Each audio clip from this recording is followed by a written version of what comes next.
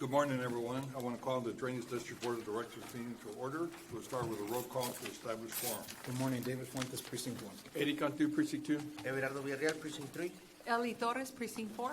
Richard Cortez, County Judge, to the Constitution Quorum. Mr. Cecine, will you please lead us in today's prayer? I certainly will, Judge. Good morning, Judge, Commissioner. Good morning, everyone. Let us have a word of prayer this morning. Father God, we continue to ask you to fill our cities, county, state, and national political leaders with wisdom, understanding, discernment, knowledge, forgiveness, faithfulness, humility, and dignity. We pray for our judge and 4 commissioners that you've appointed to lead this great county of ours. Pray for our mayor, school board members, city council, police chiefs, district attorney, sheriff, judges, and all who serve local communities. Grant them favor, increase their faith, and prepare them to pursue your excellence. Draw them to you and cause them to know and fulfill your purposes. Please place people in their past that will provide scriptural, sound, and godly counsel. For without your counsel, their plans will go awry. Impart your wisdom and revelation to them about leadership and help them to lead, Father God. Deal with our leaders about keeping their hearts and motives pure. We ask you to make their hearts pliable, willing, and obedient to your will. Cause each of their lives to glorify your name. Lord Jesus, we believe that you came into this world to redeem sinners. We hope in you and in your power to transform our souls by your grace from sinfulness to holiness. Lord, we love you and offer you the longings of our hearts to put you truly first in our lives. We want to love you with all our mind, heart, and soul and strength. Lord Jesus, when Apostle Peter approached you and asked, Lord, if my brother sins against me, how often must I forgive? As many as 7 times? Your answer, I say to you, not 7, but 77 times. Your lesson of forgiveness is very clear. You desire followers to imitate you who will love one another as you have loved them. Teach us this humility and gratitude that will lead us to patiently pardon all of those around us. Lord Jesus Christ, help us to forgive our brothers and sisters from the heart. Scripture reminds us the more we seek you, the more we'll find you. May we seek you in everything we do. May we always work as we're working for you. We ask all this in your Son, Jesus' name. Amen. Mr. Cecine, I've been waiting, a little bit over a week to ask you to remember the score of the Longhorns and Alabama. Oh, come on, Judge. I was I'm already sure- over it, sir. I was already over it. I'm sure the commissioner sitting next Oh, to me you know will what? remind you. Every once in a while, he throws a little something out there. Indirectly, sir. Not directly, but he's good about it. It's good. I think the saying is like, act like you've been there before is what I heard, so it was good. It was good. It was very nice. Okay, well, thank you for that correct answer. Yes, sir. Yes, sir. Yes, sir. I think it was a 10-point win, so it was a good win for Texas. Good win. We have We have open forum. Anybody signed up? No, sir, Judge. Okay, we'll go to approval of consent agenda. yes, sir. On the consent agenda, we have no more operating procedures, payments, and so forth. Everything has been vetted by my team. Everything's in order. Recommend approval. Second. All in favor, say aye. Aye. Motion carries. Thank you, sir. Item 5A, one presentation by Burton McCumber and Longoria LLP of the Dow County Drainage District Number 1, 2022 financial audit, 2022 single audit, and 2022 annual comprehensive financial report. So I'll turn it over to Mr. Longoria to make the presentation. Good morning, Judge. Good morning. Good morning, Commissioners. Again, Ricky Longoria with BML. I've got Luis Lopez here with me. Luis, Sorry to interrupt. He reminded me this morning as I came in also about the Texas game, Judge, so yes. he just stole my thunder, Judges. I was about to thank you for asking him again about the Longhorn game. But again, I got Luis Lopez here with me. Luis is the audit manager with the firm. He is really the more hands-on CPA, CFE associated with working with the Drainage District staff and completed the audit. I applaud you for a couple of things. One, you like starting your mornings with an audit report, so that's a good thing.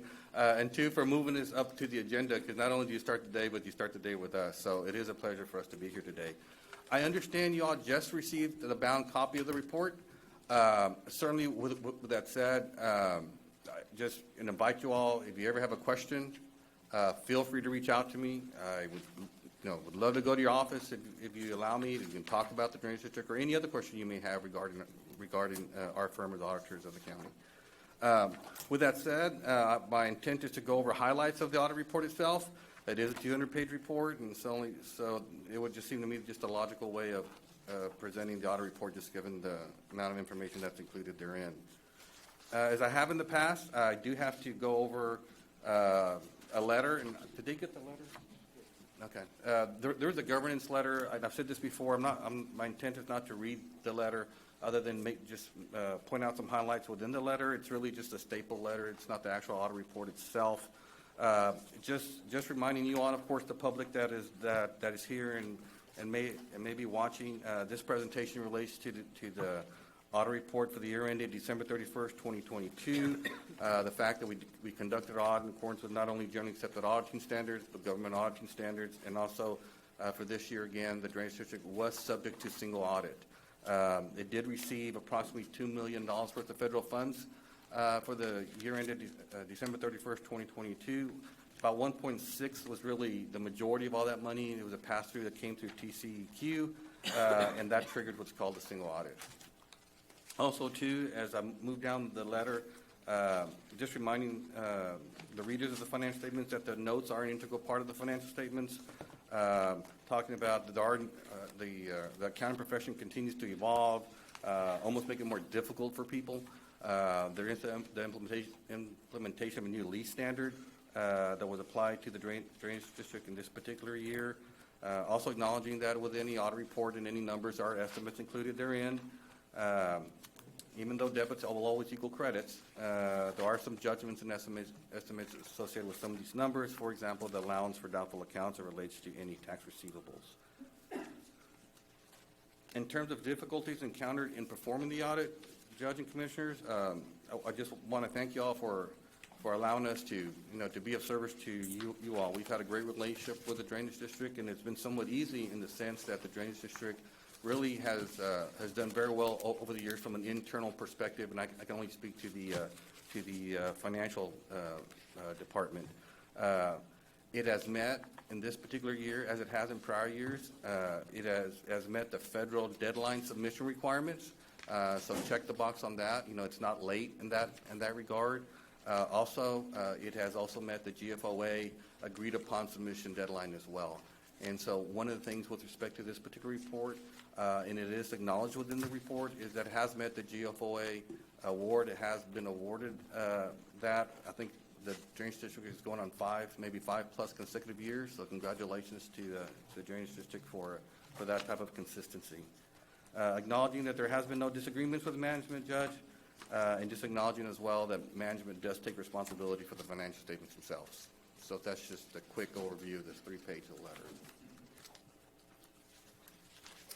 On your findings, you indicate that there's a discrepancy in the fixed asset module That, on Yeah. your management letter? yeah. Which letter? Oh, it's in the bottom. It's on the second page, I think. I'm sorry, I was looking for it on the back of this particular report. Yes, Commissioner. Yeah, those, fixed assets, obviously with their useful life, tend to come off the books after a certain period of time because they're Correct. fully depreciated. But you, in the letter, indicate that this has been going on since like 2014. Is there a reason why it hasn't kind of worked itself out? Yeah, it has more to do with just trying to reconcile the systems that are being used. I know it's something that management has been trying to rectify for some time. I know we've talked about it before with management. It's been an ongoing issue. In terms of is there a specific reason why it's not yet been resolved? I don't know at this point, Commissioner. Okay. I just figured, 5-year, 7-year useful life, if it's been here for 10 years, it should have kind of auto-corrected itself. So Yeah. You would think that it would get down to zero, right? Right. Okay. Thank you. Sure thing. Well, would you recommend an adjustment? I mean, if you can't reconcile the fiscal assets to the accounting assets, then you probably have an overstatement that you could write off, could you? I mean, wouldn't that be what you want to do, or what? Well, let me interrupt. So I think in reference, those are the projects so we've been working on a closeout procedure of a lot of projects. A lot of projects that are on the books have been closed out and some have not, so we need to get a system in place, and we're working to establish that system to close out those projects. So that's what that is, to close out our projects that we've done in-house. It started in 2015 because we started doing work in 2015. We started doing a lot of in-house work, a lot of production, a lot of construction, a lot of before in 2014, there was maybe 5 projects over the 20 years that they did in-house perhaps. And, you know, we've got over 100 in the book. So we're shoring that up, and we've got a procedure in place that we're establishing where we're closing out with engineers, closing out with contractors, or for material that is, and then internally in-house, getting with our team to close those out so we can get those fixed assets booked and so forth. We're working on that, yes. And thank you for that explanation, but it was just that it was identified as a finding. That's the only reason I asked. Yeah, and just a distinction between the word finding, Commissioner, and that's why you kind of threw me for a loop when you asked that question, because the findings and from an auditor's perspective is really the one finding that's in the back of the actual bound report. What we're mentioning here is just more of an awareness. If you notice, the total amount that we're talking about, like 0.5% of the total assets of the district, right? And so, yes, it's an observation, but you know, sometimes words matter, and so sometimes when people use the word finding, they think, oh my God, it's a finding. Yes, I guess as the word goes, but for the purposes of our audit report, it's just an awareness of that it's there, but it's not a finding as it relates to the back of the report. Understood. Thank you. Okay. Any other questions at this point? Okay. If none, I'm going to go ahead and proceed to the audit report itself. Again, I understand that you all just received it, so just allow me to go through it. Feel free to follow along if you would like. Just a couple of things, and just more, you know, for those that are here and may be watching. The Drainage District has always been transparent in what it does, and part of that transparency includes some, but not a lot of the information that's included within the audit report itself. So, for example, there is a letter from management explaining some of the things that they've done during the year. It even outlines and spells out the current projects that the Drainage District is working on. For example, the Raymondville Main Drain, the Delta Regional Reservoir, and others. And so I would encourage folks to maybe go to the district website, look at the projects, and see the great things that you all are working on. So I just wanted to acknowledge that. Also, again, just acknowledging that the Drainage District has gotten the GFOA award and the Governmental Finance Officers Association award as it relates to financial reporting consecutively, and that's always a good thing. Also, there is what's called a management discussion and analysis included within the report, that somebody can go through there and read about 5 or 6 pages and get a big overview as to the changes in the numbers, if you will, and so that's out there as well. And so I just want to just acknowledge that for any prospective readers of the audit report itself. As it relates to our job, so our job is really to render an opinion on the financial statements themselves, and that opinion begins on page 13. It's funny because not too long ago, our opinion letter was probably about 3 or 4 paragraphs long, and now we're talking about 3 pages long. So that tells you how our own profession is changing as well. But at the end of the day, what matters is opinion on these financial statements, and I will just summarize by saying it is an unmodified opinion, clean opinion, if you will, and consistent with opinions that we've rendered in years past, basically acknowledging that the financial statements are fairly stated in all material respects. Okay. I am going to jump to some of the numbers that I think are worth noting. You may or may not recall, usually when I make these presentations, I jump straight into the fund financial statements, because as a management tool, that's kind of where your focus is on. Where are we within the general fund? Where are we within X capital projects or even a debt service fund? But there is another financial statement that's included within the audit report, and it's called the Statement of Net Position. And you would only see it once a year. You would see it during this presentation, the preparation of this particular report. The primary users of this statement are your bondholders and outside parties who are looking within the financial statements, but not necessarily a management tool, if you will. And the reason I'm bringing it up this year is because you may or may not remember, but several years ago, when the Drainage District started working on the levy system, and trying to improve the levy system at that time, and it issued some debt related to that levy system. And what ultimately happened was the Drainage District, if you will, contributed those assets of the levy that they spent time constructing and building, and moved them over to the IBWC, and because they were the ones that are going to now, on a going forward basis, we're going to be the ones maintaining the system and things of that nature. And so as it relates to this statement, what ended up happening was the asset that you had and the debt that you had, well, you got rid of the asset, and guess what? Your financial statements are left with debt. And so And so what's been happening on page 26 under the line item says unrestricted, historically, that's always been a negative number. In fact, if you go back to 2013, it was negative $54 million. And, you know, from time to time, we ask, why is it a negative number? And it's for the reason that I described. But we always knew that over time, that number was going to turn, right? And it was going to turn because the debt the debt that was creating that deficit was going to start to get paid down, and as well as the drainage district itself was just doing better. And so this year, it's a positive number. And so I felt it was worth acknowledging because it's been a negative number for so long.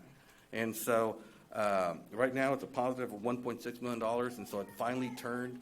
We're at the margins. It may go back a little bit, but on a going forward basis, I do see that number being a positive number. So I just wanted to share that with you all. So then jumping over to my page 28, page 29, as it relates to the actual financial statements, 3 or 4 things I want to just mention. You'll have the general fund, and you have all these different project funds that the drainage district has. And it has total cash of $200 million. I just want to acknowledge that you don't just have that sitting in the bank. About $170 million is being invested. There is a return on that investment. The investment is conservative. It's in the Texas class pool investment. And last year, that pool earned about 4% on that money. Now with interest rates going up, well, now in 2023, the year-to-date return on that pool, because I just checked it yesterday, was 5.5. So I just wanted to just acknowledge that. That's just not just cash. It's sitting there. You do have it in investments. Also, too, just jump into the fund balances. The general fund unassigned balance is $22 million. That's a number that we've talked about. Hey, that's kind of your rainy day fund, which is kind of ironic to use that name as it relates to a drainage district, but it truly is a rainy day fund. And that number has varied since 2019, between 19 and 22, and approximates almost 1 year of expenditures of the general fund. So in terms of that perspective, the general fund, as it relates to drainage, is doing very well. Okay. And then if I jump over to page 32 and 33, which is statement of revenues and expenditures, and if you want to call it income statement, that's fine. That would not, but the technical term for this would be statement of revenues and expenditures. I got 3 or 4 comments here. One, there is comparative information by fund in the back of the report, just in case y'all are wondering, hey, I want to see what the general fund history is for the past X number of years. If you go to page 78, you will find it there. I will say this as it relates to the general fund and your budgeting process. If you look at the budget to actuals, the drainage district actually did better on the budget side, primarily because revenues were more than anticipated. And so from that standpoint, the drainage district did well in meeting its planned utilization of funds. Also, too, the drainage district continues to timely pay its debts, whether it's to vendors or whether it's to bondholders and things of that nature. Acknowledging that in this particular year that being audited, the 2022 year, overall debt actually decreased. You went from $280 million to $255 million. Granted, you all did take on new debt in 2023 for, I think it was $60 million more or less here recently, as it relates to additional projects that you all are going to be working on. In terms of net changes in fund balances, obviously in the general fund, you did have a positive change. You were able to have revenues in excess of expenditures of $4 million. If you look at the joining funds, you'll see some negative balances, and you may think, oh my gosh, those funds are in trouble. No, it is supposed to be negative. Those are capital projects funds where all the money came in from debt service, and so you had all the revenue at the front end, and every year now you're spending it on projects, so that should be going down. So that is to be expected. Judge, Commissioners, as it relates to just the big picture, those were my comments as it relates, and so I'll just pause a moment for any questions that you may have. Just in If you go general, to page 22, you've lumped some general government and drainage flood control. Where can I go see the components of what constitutes general government, what constitutes drainage control? That $5 million and $18 million. I don't need an answer now, just where I can go look for it. I'm sorry, Judge, I'm looking for the number that you're looking for. Page 22. Yeah, so we'd probably have to dive into the actual trial balances of the of the drainage district themselves to find out the financial groupings. That detail is, I don't think is part or in the footnotes of the report right now, but we can certainly get you that number. Okay. Okay? I'd like to thank you, Raul and Jaime and Laura, all your staff doing a great job. Obviously, we're staying under budget, which is a great thing. We keep adding to the general fund to be able to handle those special circumstances when rain events occur. But this, along with the bond issuance that we did, which we were able to do with a 0-cent tax increase, I think is, again, a reflection of fiscal responsibility and doing things the right way. So thank you very much for all you do. Judge, that's all I had, Commissioners. Thank you. Thank you all.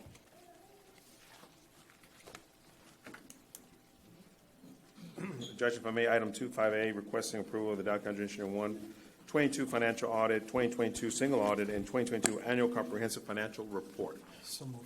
Second. All in favor, say aye. Aye. Motion carries. Thank you. Item B, Drainage District, Dow County Drainage District 1 Annual Tax Collection Report for 2022-2023. Present that. Turn it over to Paul. Morning, Judge, Commissioners. Good to be here. I'm going to have my tax manager, Julio Espinosa, do the annual report. Good morning, Judge, Commissioners. Julio Espinosa, presenting the annual report for the period of July 1st, 2022 through June 30th, 2023. We're looking at this worksheet here. Total base current collections for the period was $52,319,141.66. Delinquent tax base tax collections was $2,057,796.55, and rollback collections $147,745.24. For total base collections for the period for the year, $54,524,683.45. In the column under penalties and interest, total penalties and interest collected for the period were $1,088,021.04, and total collection fees were $358,694.97. Total collections, once we group everything for the period, were $55,971,399.46. On the next page, we can compare the previous year, 21-22, with 22 and 23 year. Total current levy for 21 and 22 year was $53,150,616.52, and last year, 22 and 23, total levy was $55,280,964.42, an increase in levy of $2.1 million. Collections, when compared from the prior to this last year, it went from $50.6 million, and this last year was $52.3 million, an increase in $1.7 million in collections. When we look at percentages, how did we do? How were the collections from one year to the next? The prior year collection percentage was 95.21%, and this last year was 94.64%, a minor 0.57 decrease in collections. Then there's a 5-year comparison just to give some perspective of how collections have been over the last 5 years. For year 18, we were 94.33%. 2019, we were 94.21%. 2020, 95.11%. 21, 95.21%. And this last year, 2022, we were at 94.64%. So collections have been very, very steady, very, very positive. For just a brief on delinquent taxes, total collections from year 21 and 22 were $1.9 million, and for year 22-23, this last year was $2 million, an increase of about $119,000 in collections. Percentage-wise, for the year 21 and 22, it was 35.97%, and this last year was 35.39%. Again, a minor 0.58 decrease in collections. This concludes the presentation. Anyone have any questions? I don't want to now, but I think it would be interesting to know is what percentage of the delinquency is distinguished between commercial properties and residential? I think that would be a good number for us to have in the back of our mind, where the Okay. delinquencies are coming from. Sure. Well, we don't have that at the moment, but I'm sure we can get I that, know you don't, those but numbers. if you could get that for me, Sure. that'd be great.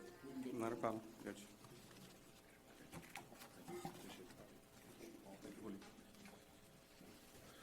Thank you. Judge, if I may, move on to item C1, public hearing on the Alcohol District 1 proposed tax rate for 2023.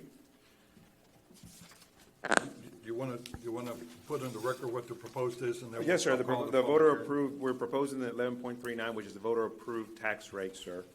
We have .0679 for debt service and .046 for M&O. But it is a voter approved tax rate that's being proposed. Yes, sir. Okay, then I now call the public hearing to order. Anyone that wants to come join us to discuss it, the proposed tax rate for year 2023, please do so now.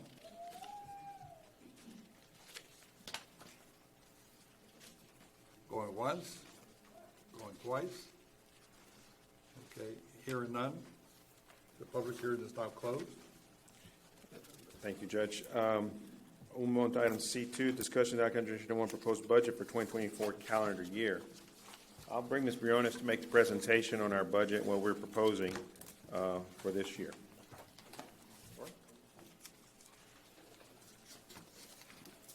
Judge, Commissioners,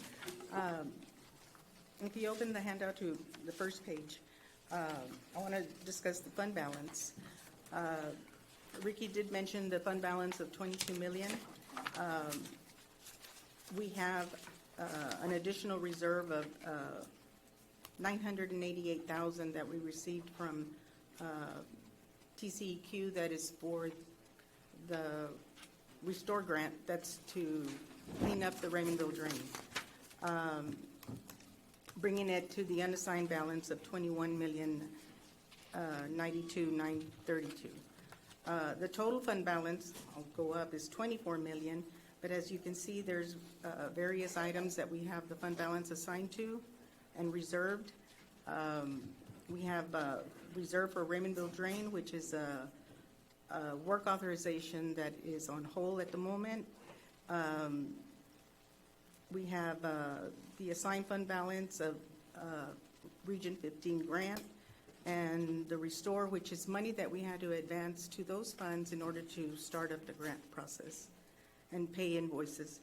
For Urban County, we have monies that we've set aside for the GLO 2015 and 2016 projects. And then the Restore that I had mentioned earlier before.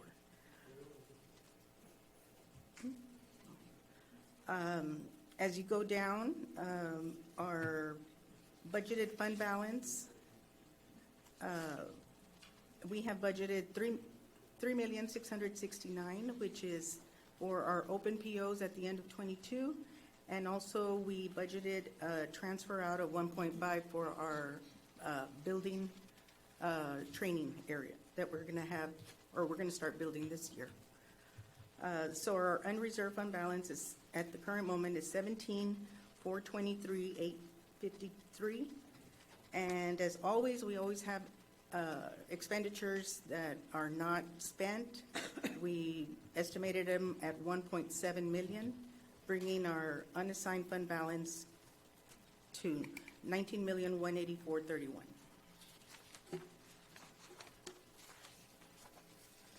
The projected revenues for 2024 are $26,945,837.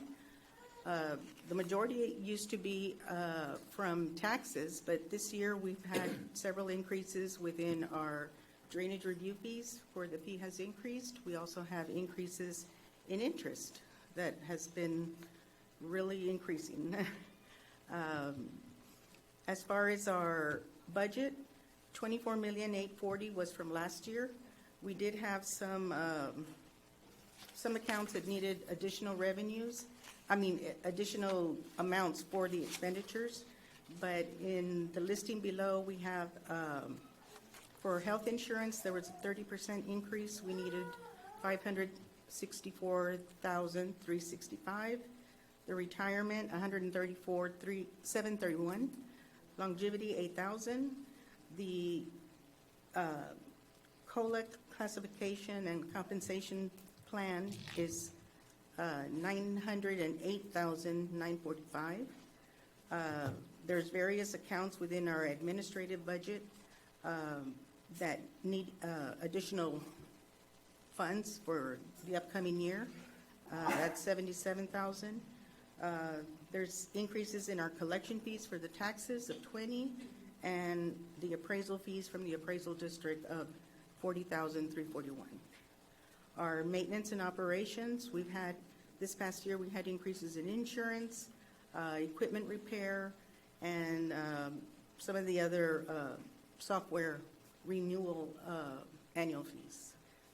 So our projected budget for 2024 is $26,945,837. And the next pages show the 5-year revenues and expenditures and fund balance history of the district. And the last page presents the principal and interest due for debt service. The proposed rate is 6.79, which is the same as last year. Our debt service did increase by $4 million from 23.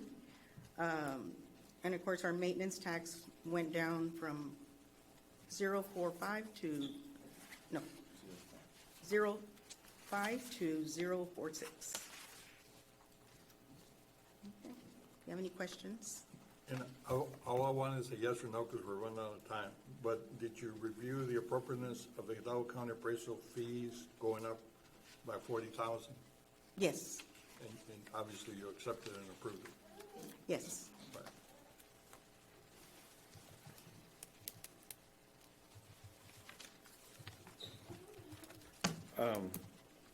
If no other questions, Judge, that's just the item we have right now. We'll bring it back for the adoption at the next meeting, so we have ready. Okay. Item D, request approval of the following final negotiated professional service contracts for the provision of real estate appraisal service on call as needed basis for Hidalgo County District Number 1. Project is approved for negotiation by the Board of Directors 9/5/23, subject to final review and compliance, House Bill 1295. Leon Garza Jr. Associates LLC and Appraisal House LLC. Motion. Second. All in favor, say aye. Aye. Motion carries. I'll go through 6A if I may, sir. 6A1, approval application payment number 1 in the amount of $56,018.70 for Morwell LLC. Pertaining to construction contract CCD 121-050R-0530 wide drain phase 1. Item 2, approval application payment number 6 in the amount of $34,331.71 from RB Contractors pertaining to construction contract CCD 122-0510117 East Mercedes. Item 3, approval application payment number 7 in the amount of $92,160 from Go Underground pertaining to construction contract CCD 122-019-0420 Highway 281 FM 88. Item 4, approval application payment number 5 in the amount of $1,023,571.52 from Morwell LLC pertaining to construction contract CCD 121-054-1208 Mile 9 FM 1015. Package 1B. Item 5, approval and acceptance certificate of substantial completion and certificate of construction completion of Morwell LLC pertaining to construction contract CCD 120-065-1118 Mile 9 FM 1015. Package 2. Item 6, approval application payment number 12 of change in the amount of $144,307.14 and interest of $1,519.72 pertaining to construction contract CCD 120-065-1118 Mile 9 FM 1015 Package 2. All items are in order 6A1 through 6. Motion to approve? Second. All in favor, say aye. Aye. Motion carries. 7A1, requesting approval to send action taken by the Board of Directors September 5, 2023, agenda item 8F, agenda item 92353. That is an item where we had selected an engineer, and we're working with the Commissioner's Office to reassign that project as part of the Bond 2023 project. The engineer was not part of the pool. It was an oversight in our office, and we're working to correct that issue and then go back out to get it. Motion to approve. Second? All in favor, say aye. Aye. Motion carries. 7B1, requesting exemption of computer requirements of Texas Logan Code 262.024A4 for professional engineering service. So move. Second.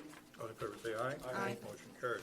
Requesting authority for document issue number 1 to negotiate a professional engineering service agreement with BDC Engineering LLC for the district pre-approved pool, pre-qualified professional engineers approved by the Board of Directors March 7, 2023 for the Mission McAllen Drain Phase 2, 2023 bond referendum project number 12. Motion to approve? Second. All in favor, say aye. Aye. Motion carries. C1, requesting exemption from competitive bidding requirements, text local code 2620224A4 for professional engineering services. Motion to approve? Second. All in favor, say aye. Aye. Motion carries. Item 2, requesting authority for document issue number 1 to negotiate a professional service agreement with Sames Inc. from the district pre-approved pool of pre-qualified professional engineers approved by the Board of Directors on March 7, 2023 for the Mission McAllen Drain Phase 3, 2023 bond referendum project number 12. Motion to approve? Second. All in favor, say aye. Aye. Motion carries. Item D, requesting authority to advertise and approval of RFP packets requiring specification plans for South Main Drain Channel Improvements Project Phase 1, 2023 bond project number 3, RFP number ACDD 1-23053 10-25E/Z, including the re-advertisement of the project and the vendor responsible for receiving and rejecting the project is still required. So this is our first project for our bond 2023.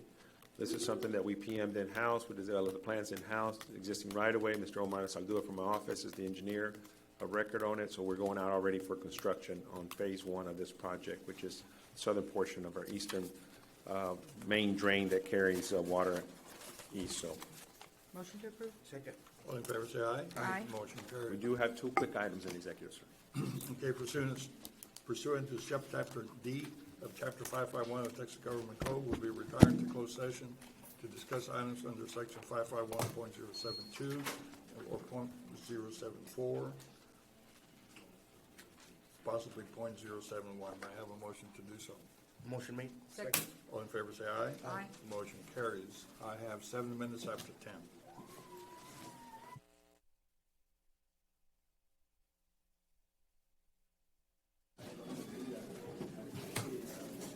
Okay, we're back from closed session. I have 10:18.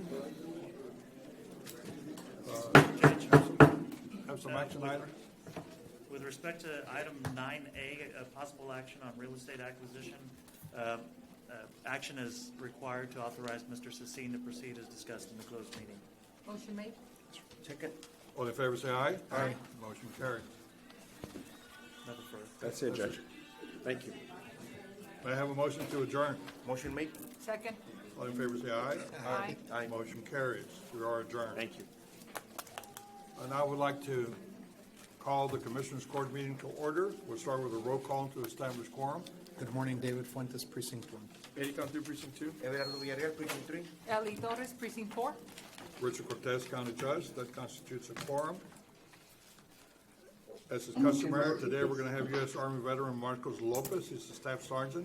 He will recite today's Pledge of Allegiance in our court. He was a combat infantry medic from 1994 to 2002. He's an Army nurse from 2003 to 2017. He's Operations Sergeant for the 322nd Medical Company in Baghdad, Iraq.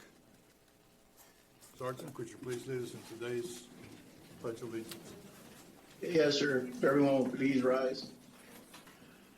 I pledge allegiance to the flag of the United States of America and to the republic for which it stands, one nation, under God, indivisible, with liberty and justice for all. Thank you, sir, and thank you for your service. Today, we're also honored to have Diane Sarmiento Rajes. She's an Assistant Health Director and will lead us in today's prayer. Darlene? Good morning. God, we come before you with gratitude. We thank you for being a God of love who is with us now and in this very room. You never leave us or forsake us. Your grace has brought us safe thus far, and your grace will lead us home, Lord. Amen. Amen.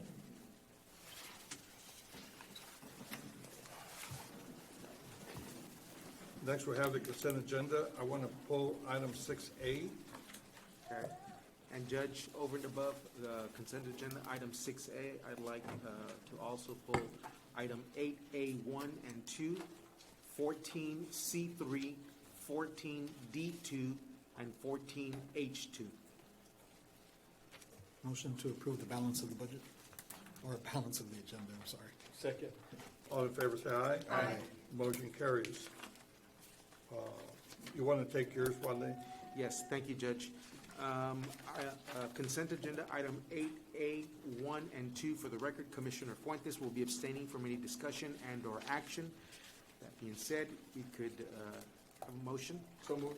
Second. All in favor, say aye. Aye. Motion carries. Let the record show that Commissioner Fuentes abstained from any action on this item. Item 14, consent agenda, item 14C3. There will be no action on invoice number 113-29533. The balance of the payment of invoices will be paid. If we could have a motion and action to that effect. So moved. Second. All in favor, say aye. Aye. Motion carries. Consent agenda, item 14D2. For the record, Commissioner Villarreal will abstain from any discussion and/or action. Can I have a motion? So moved. Second. All in favor, say aye. Aye. Motion carries. Let the record show Commissioner Villarreal abstained from any discussion or action on this item. Motion carries. Consent agenda, item 14H2. For the record, Commissioner Villarreal will be abstaining from any discussion and/or action. Motion? Second. All in favor, say aye. Aye. Aye. Motion carries. Let the record show Commissioner Villarreal abstained from voting and discussion on this matter. Item 6A, this is the approval of the resolution supporting the establishment of the Rio Grande Valley Recompete Coalition, which is a declaration of Hidalgo counties to get us a grant. Today we have Ron Garza. Ron, you want to come and just give us a real quick overview of what this is? And this could be a game changer, so. Thank you, Judge. Good morning, Commissioners. Great to see you. So this resolution is in support of UTRGV submitting an application to EDA for what's called the Distressed Area Recompete Pilot Program. I will say just very openly, there's never been a grant opportunity like this. The final awards, if we're lucky enough to be chosen, the award is somewhere between $20 and $50 million. So the coalition that is doing this grant, it's really was an offshoot of the Hidalgo County Prosperity Task Force. So thank you, Judge, for your leadership there.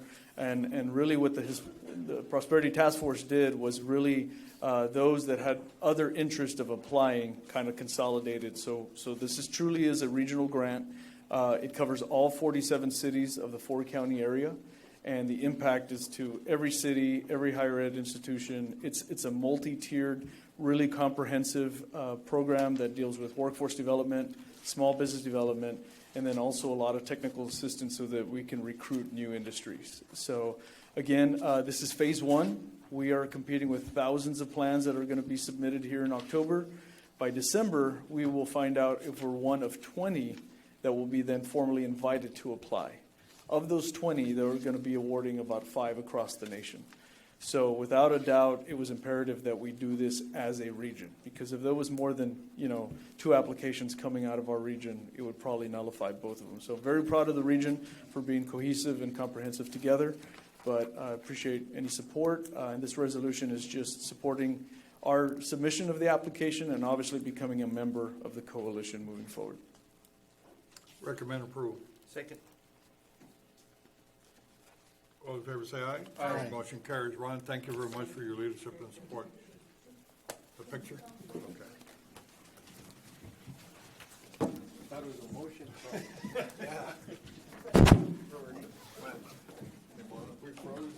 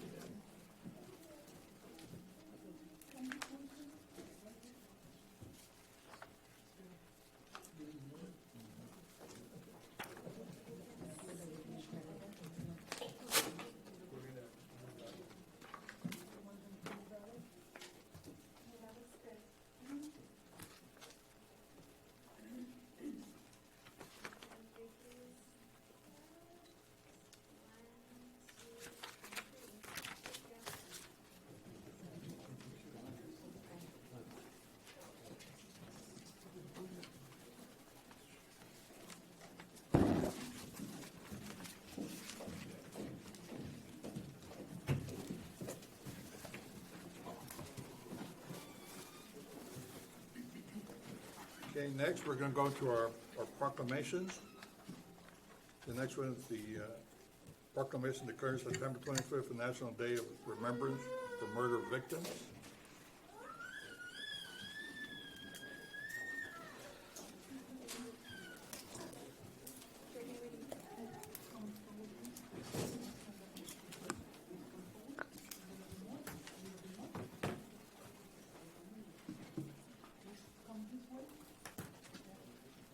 Good morning, Judge and Commissioners.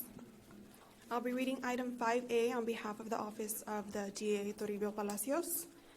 Proclamation recognizing National Day of Remembrance for Murder Victims. Whereas the National Parents of Murdered Children, or POMC, established September 25th as a National Day of Remembrance for Murder Victims due to the unanimously passed resolutions by the U.S. Senate on October 16, 2007, and the U.S. House of Representatives on May 14, 2007. And whereas POMC believes in honoring the memory of victims killed by violence and acknowledging the resulting long-term trauma for families and communities. This National Remembrance Day is essential for promoting public awareness and remembering our loved ones. And whereas in 2022, an estimated 2,017 homicides occurred in Texas, and over 20,170 close relatives were affected. And whereas the Rio Grande Valley in 2022 experienced about 40 murders and over 400 close relatives were affected. And whereas the murder of a loved one robs the victim's family of a mother, father, sister, brother, son, daughter, husband, wife, partner, grandparent, aunt, or uncle, creating an overwhelming challenge to fill the void their absence makes. And whereas survivors of homicide victims use their tragedies to tell stories of pain and anger inflicted by a homicide. They have rejected paths of retaliation, shame, and isolation, and instead lean toward learning and teaching lessons of compassion and peace. And whereas homicide victims transform their pain and anger into power and action by honoring their loved ones impacted by homicide. Through leadership, grief support, and advocacy, survivors reduce violence and promote prevention and policy change locally and nationally. Now, therefore, be it proclaimed that the Hidalgo County Commissioners Court hereby recognizes September 25th, 2023 as National Day of Remembrance for Murder Victims and urges all media outlets, elected officials, victims, and community victim service providers of Hidalgo County to join the 11th Annual Candlelight Vigil called Always on Our Minds and in Our Hearts, hosted in FAR's Jose Pepe Salinas Memorial Recreation Center, located at 1011 West Kelly Avenue from 6 to 8 p.m. Seeking approval. So moved. Second. All in favor, say aye. Aye. Motion carries. Thank you very much for your.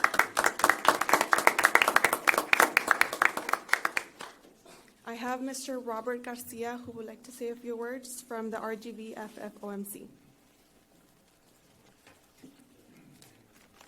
Commissioners, Judge, members of the community, I want a special thanks to Terry Palacios and the DA's office, particularly the victims coordinator or director, Ms. Rosie Martinez, and their staff, providing advocacy at the court level on all victims of violent crime that come through the Hidalgo County. But more importantly, this journey took back until September 13 of 2011 when my brother Rogelio Rajo Garcia was murdered. And I received that frantic, distinct phone call at 7:45 a.m. from my mother, Dalia, que Dios la tenga en el cielo, que me dijo, mijo, mi vida me ha cambiado, as she was dying in bed in 2015. We believe as a unit, as a family, that she died of a broken heart. There were some comorbidities there, but her heart ached. So that promise was a promise kept from her since I started this journey. And this journey has grown to have wonderful victims that are here with me right now. So as an advocate, I continue to provide ongoing emotional support to murder victims. To my support group members that are here with me, I thank you, and I thank you for showing me the trust, the loyalty, and what the meaning of unconditional love is. As I read the names of the victims, their mothers are here. Some of the children that are fatherless and motherless are here. Sisters and brothers are here with me. We start with my brother Rogelio Rancho Garcia, Jolisa Rangel, Julio Villarreal, Windy Escobedo, Gernaldo Aparicio, Magdalena and Rebecca Cantu, Jonathan Alcala, Ángel Franco, Alejandra Orneles, Javier Avitia, y Roberto Méndez. They have changed my life, but they have changed the mothers. And I tell anyone that listens to me for the last 11 to 12 years, you and I will never understand the pain and anguish of a mother of a murdered child. I cannot explain to you, I cannot explain to the community, only a mother can explain the wound of the deep sorrow. With that, I hope you can join us September 25th at 6 to 8. We will have mariachis. We will have a couple of special guests, people that will commit as keynote speakers and guest speaker. Judge Benacourt is going to be a special, and Luis Sainz from the Cameron County DA's office. And we would also, the news media is going to be there, and hopefully you all as elected officials can join in. I know in the past you all have. So it's between 6 and 8. It's a beautiful ceremony. It's a touching ceremony. Not only do we cry, but we also laugh. So thank you for that, and thank you for your continuing support. Thank you very much.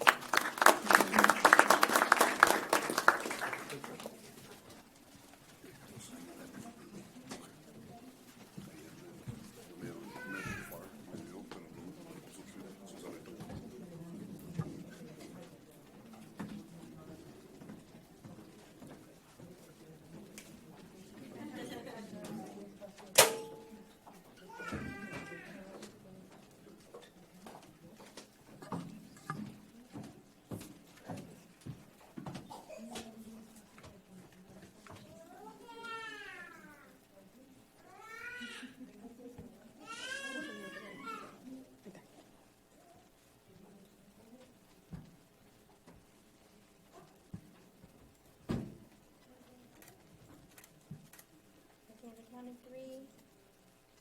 Judge, can you center more? Thank you. 1, 2, and 3. Got it.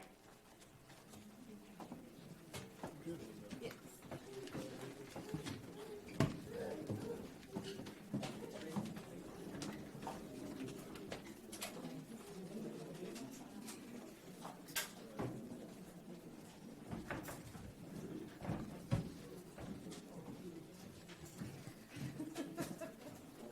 Nicole?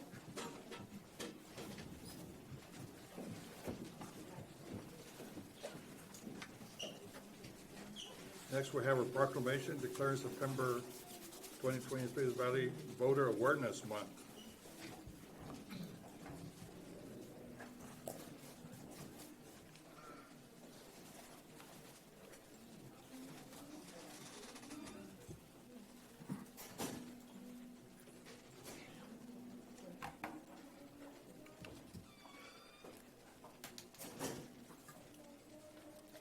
Good morning, Judge and Commissioners.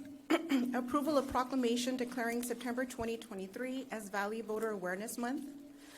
Whereas, Hilda Salinas here, representing the Hidalgo County Elections Department.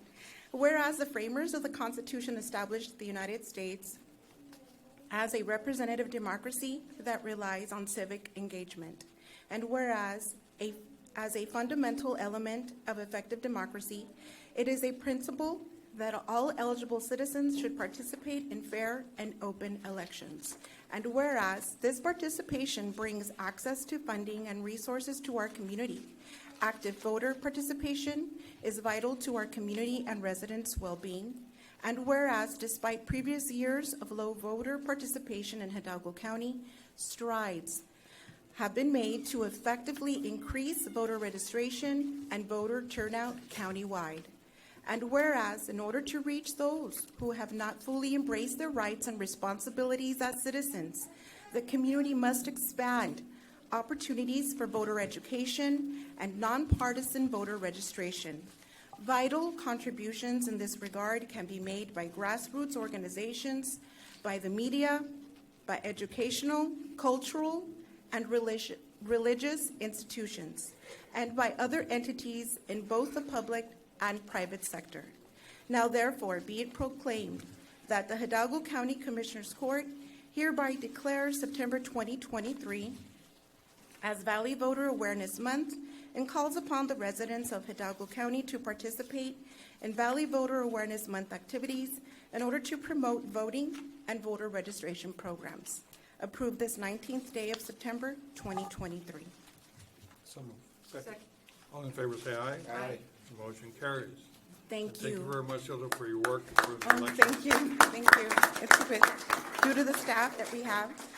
Of course, Valley Voter Awareness Month is established to educate and create awareness in the importance of registering to vote and unite various local, state, and federal organizations to promote this awareness.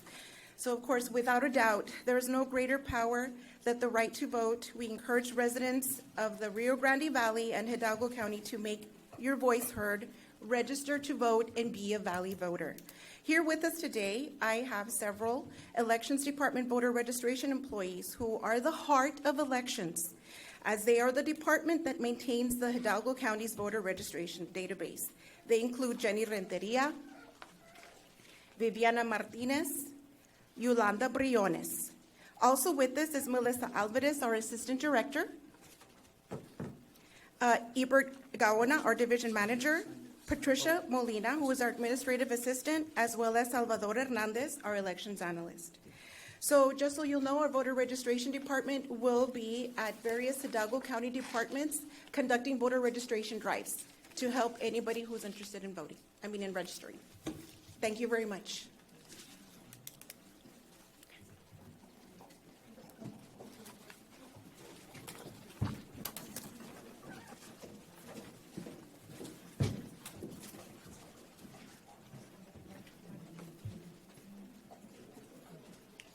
Hilda, you're going to need this signed, right?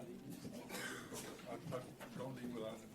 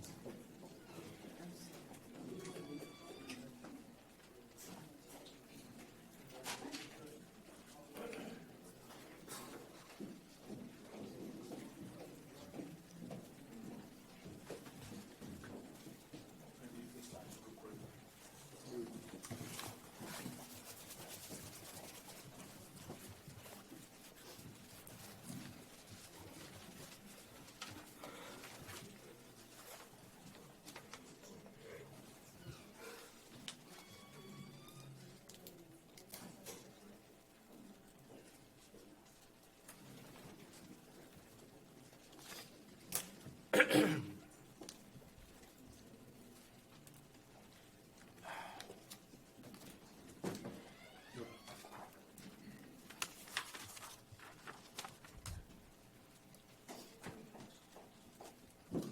you. Okay, we're open forums next. Thank you, Judge. We have three participants, Judge and Commissioners. Our first participant for open forum is Manuel Pescador.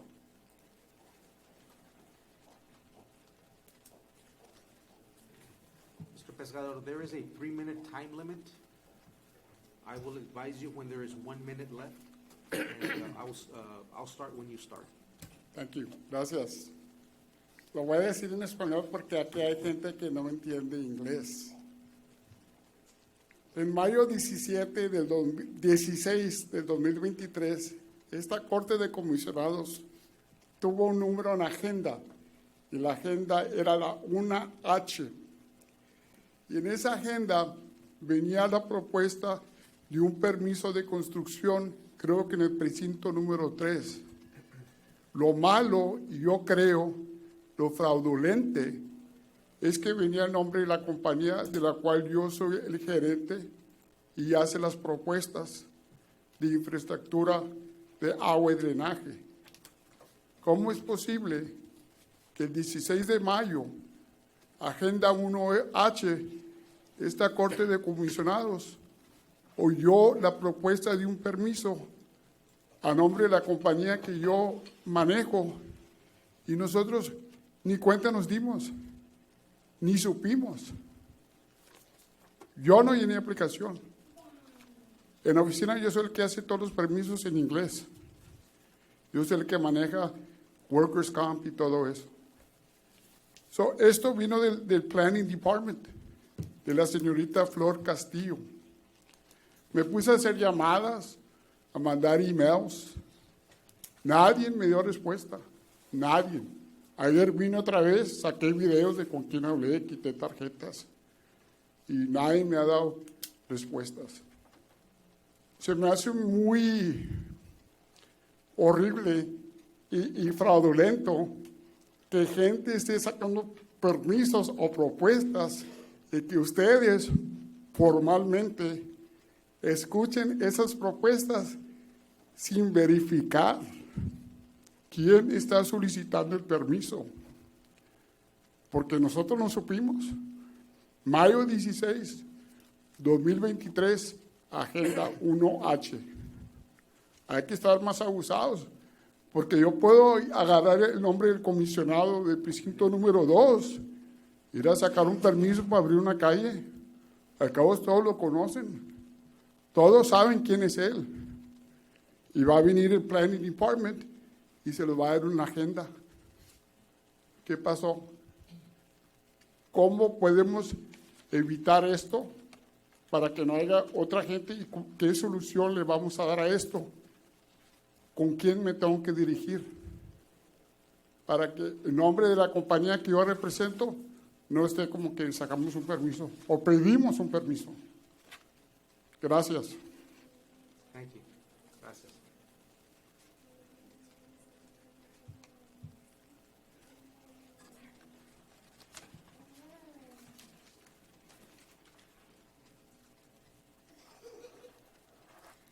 I'm going to say this in Spanish because I know there's people here that don't speak English. In May 17, 2023, there was a point in the agenda 1H. In that agenda, it was a construction permit, I believe for Prison 3, which was bad. It was in the name of the company that I manage, and we didn't even know about it. I made no application. I'm the one that manages the workers' comp, and this came from Flor Castillo, which is in the comp department. And again, I had no idea that this was given, and I've been coming here and I've given no answer, and it is a fraudulent action that has been taken. And so I am just asking that no permits are being verified. And it's just like, what if I one day say that I am from precinct 2, and I want to open a road. I want to know what can we do to avoid this? What is the solution? And who should I direct to? Thank you. Next one. Our next presenter is Mireya Peña.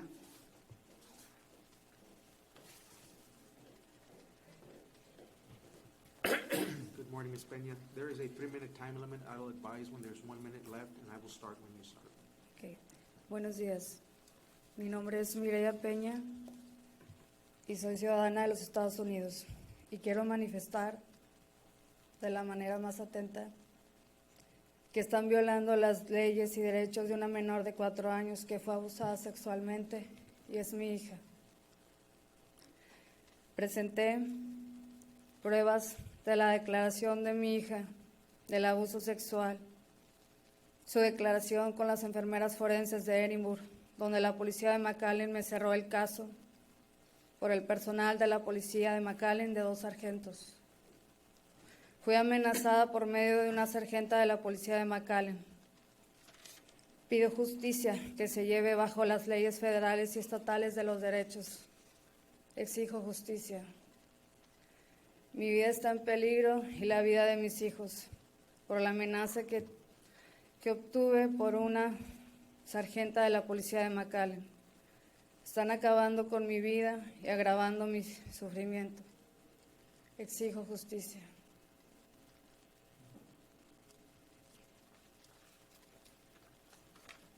Eso es todo. Thank you. Gracias.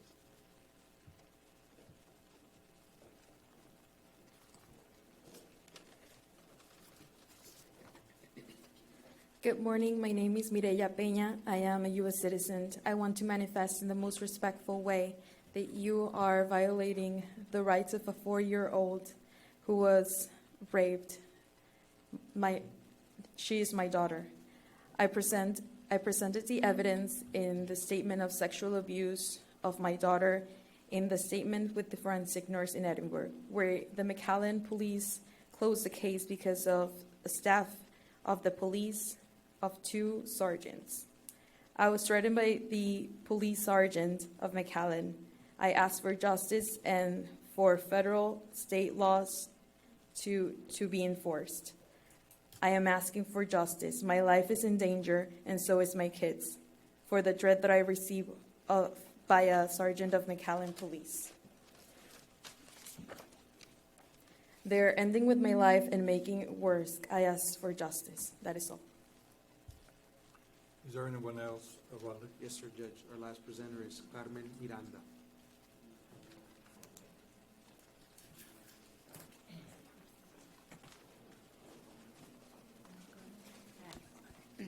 Ms. Miranda. Buenos días, Ms. Miranda. Buenos días. Hay un límite de 3 minutos. Yo le voy a avisar cuando le sobra 1 minuto y yo voy a comenzar cuando usted comience, ¿ok? ¿Me avisas? Adelante.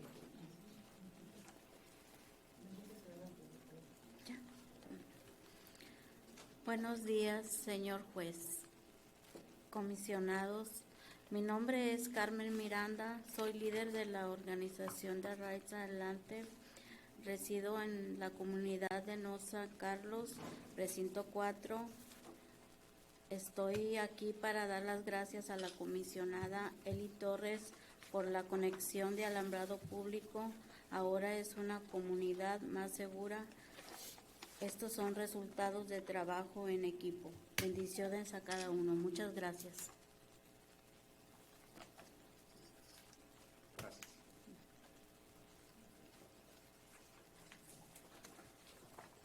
Good morning, Judge and Commissioner. My name is Carmen Miranda. I'm a leader of Rise Adelante. I reside in North San Carlos community, Precinct 4. I am here to give thanks to Commissioner Eli Torres for the public lighting connection of the community.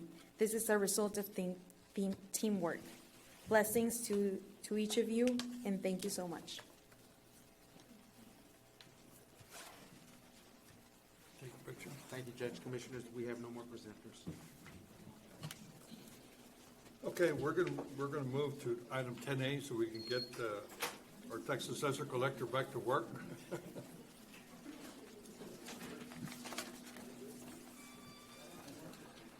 presentation of the annual tax collection report. Thank you, Judge. We're ready to give the presentation for the annual tax collections for Hidalgo County. Good morning, Judge, Commissioners. Again, Julio Espinosa from the Tax Office, presenting the annual tax collection report for Hidalgo County for the period of July 1st, 2022 through June 30th, 2023. Total base collections for the period were $263,370,886.59. Total penalties and interest collected were $5,776,369.94. Total collection fees, $1,862,033.12. Then we have miscellaneous fees, additional revenue that we also collected for. Street lights was one of them, $331,000. The hospital district funding also $91.6 million. Total collections for the period when combined taxes and those miscellaneous fees were $363,188,594.62. When we compare prior year to this year, for current collections, for year 21-22, we collected $228,923,925.13. This year 22-23, we collected $252,599,730.55. An increase in collections of $23.6 million. Percentages compared one year to the next. Year 21-22, 95.34%, and this last year for year 22-23, 94.78%. A difference of 0.56%. What's the difference between original and modified? Original and modified, sir? Original is the levy that we have when we first load the certified tax roll in October. And as months go by, there's adjustments to the roll, from exemption applications, valuation increase, decreases, and so forth. So the real number is the modified? Correct. Okay. Yes, sir. The 5-year history for current collections, year 18 collection percentage was 94.44. Year 19, 94.31. Year 20, 95.22. Year 21, 95.34. And year 22, 94.78. The collections, again, have been very, very strong with very positive. Yeah, delinquent tax attorneys are here, so I'll let them present the delinquent side of the collections. Sure. Judge, Commissioners, I just wanted to add that the state approached our office along with county judge and commissioners, where we accepted to be the pilot program for this, the first county in the state of Texas to be the pilot program. They had some funding available to where anybody was affected with COVID, they could apply for those monies, and we could get the funding so they could pay their taxes. So I did work very well with Jaime Longoria with the Community Agency Services, and we collected approximately about close to $13 million extra.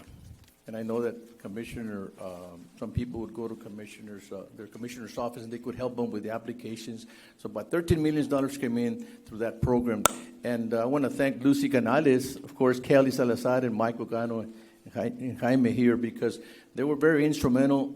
They would call me, and we would put some verbiage. Every time they did a mail out, we would put some verbiage to where the taxpayer that was delinquent could see it, and they could apply. So it was very successful. So I want to thank the Linebarger firm, and of course everybody that helped us, along with my staff, to collect those monies for the people that needed it at the time. So thank you. I have some questions. Do I ask you or do I ask them? As far as the delinquency, I think they're pretty much I'll next. ask them. Okay, thank you.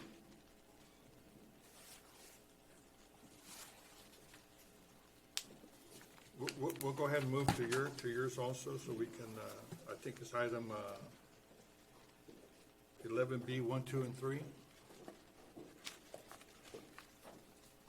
morning, Judge, Kelly. County Commissioners. Kelly Salazar here on behalf of Linebarger, Goggin, Blair, and Sampson to present your annual report. I'm present with my partner, Michael Cano, as well as Managing Partner Lucy Canales and Attorney Jimmy Gonzalez to present the delinquent tax collection report for July 1st through June 30th, 2023.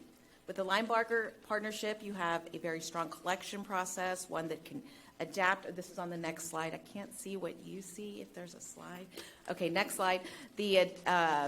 The adaptiveness of our collection program, which results in successful collections for Hidalgo County. On the next slide, you'll see that we obtain our data from the Hidalgo County Tax Office. We identify those accounts that need to be withheld due to different hold codes such as bankruptcy and deferrals. We issue out our mailings on all necessary accounts, conduct additional research, and reach out to the taxpayer either via phone call, mailing, or personal contact. And when those efforts are proved unsuccessful, our last result is litigation in order to collect. On the next slide, you'll see our summary of pre-litigation activities completed by our office. We have mailed over 120 delinquent statements to taxpayers within the county. We've made or received over 65,000 telephone calls, and that's here out of our Hidalgo County offices in Edinburgh, Mission, and McAllen. We visited over 4,500 households. That means knocking on doors of community members and educating them and informing them face-to-face regarding their delinquency and the importance to reach a payment agreement. Regarding agreements, we have 580 payment agreements initiated this fiscal year. Regarding our litigation highlights, we have filed over 1,100 lawsuits, disposed of over 1,100 lawsuits, taken 604 judgments, and initiated 78 tax warrants on delinquent business personal property accounts. On the next slide, we want to highlight our successful community outreach program, which is only what you get with the Linebarger Delinquent Tax Firm. We, about 7 or 8 years ago, partnered with Hidalgo County Tax Office, Paul Villarreal, Tax Assessor, along with the Hidalgo County Appraisal District, Rolando Garza. And every quarter, we visit each county commissioner's precinct after hours on everyone's personal time to educate and inform, again, taxpayers within the county regarding the tax cycle process. It's not something that you learn in a high school class or even a college class, and people don't usually start learning many times until they get a letter from us. So this is to try to be more proactive in educating the community. An additional community outreach program that you only get with Linebarger is mentioned by Mr. Villarreal was our community outreach to educate and inform people about the American Rescue Plan Act, specifically the Texas Homeowners Assistance Program, which was very successful here in Hidalgo County. I think our county was the 4th largest in terms of households receiving income through this program. We're very proud of that, and my partner, Michael Cano, will give you greater detail on the success in that program and our collection highlights. So I'll turn it over to him now. Thank you. Thank you, Kelly. So this next slide, before I get on to the details of the assistance program, as you know, this county decided to go to online auctions for our foreclosure auctions about 1.5 years ago, and I just want to report that even though there was some hesitancy with the investors that normally bid on these properties up front, everyone is now happy with the process, that they can bid from the comfort of their office or their homes rather than appearing outside of the county tax office, side doors, for lack of better words. And everything is going well. We do, anyone that wants information on our monthly sales can find either at our website or auctionhousellc.com as well. These are the numbers. The next slide has the numbers behind our tax foreclosure program. And really what I want to speak about, I really don't want to regurgitate the numbers, is I want to speak a little bit about what's behind the numbers. And that is that we continue to focus our tax foreclosures on non-homestead designated properties. So we primarily target vacant lots and abandoned homes and commercial properties. And I'm very proud to say that as long as I've been overseeing this program for the past 10 years, I've not had to foreclose on designated homesteads. We're not in the business of kicking taxpayers out of their homes where they live as their homestead. We do work out payment agreements with those taxpayers. We primarily focus on, again, vacant lots and abandoned properties. So we actually consider these to be very beneficial foreclosures because we take these eyesore properties and convert them to, obviously being renovated and get them to paying their tax on a current basis. So those are the numbers on the foreclosure program. On the next slide, Now, I want to jump into some of the details. This information was taken from the Texas Homeowner Assistance Program website. And at the bottom number on the bottom right, that's the $715 million that was allocated to this program statewide. $568 million has been paid out. We only have to the end of this month. This program's going to end at the end of September. There's about $146 million left. But what I really want to draw your attention to is you'll see that on the bar chart on the right shows that $456 million was paid across the state in mortgage relief payments, and $91 million was paid in property taxes. So across the state, about 20% of what was paid in mortgages was paid in property taxes. And I'll tell you why this is very important. On the next slide, we'll go to just what was paid in Hidalgo County. Here in Hidalgo County, it was actually the opposite. We had more paid in property taxes than in mortgage payment relief payments. This is a big deal. And again, we as an office, when we started spearheading this project along with our county tax assessor collector, Mr. Villarreal, we knew this was going to take more work from us and how we approach these accounts, how we get them to apply for the monies, and the waiting period to get to collect that money.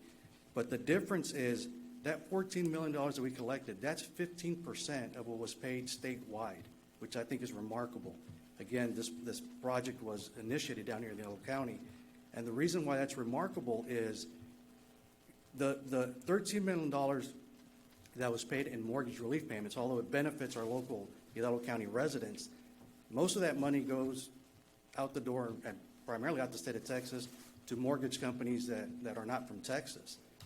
The $14 million that was brought into this program that was paid into Hidalgo County stays in Hidalgo County.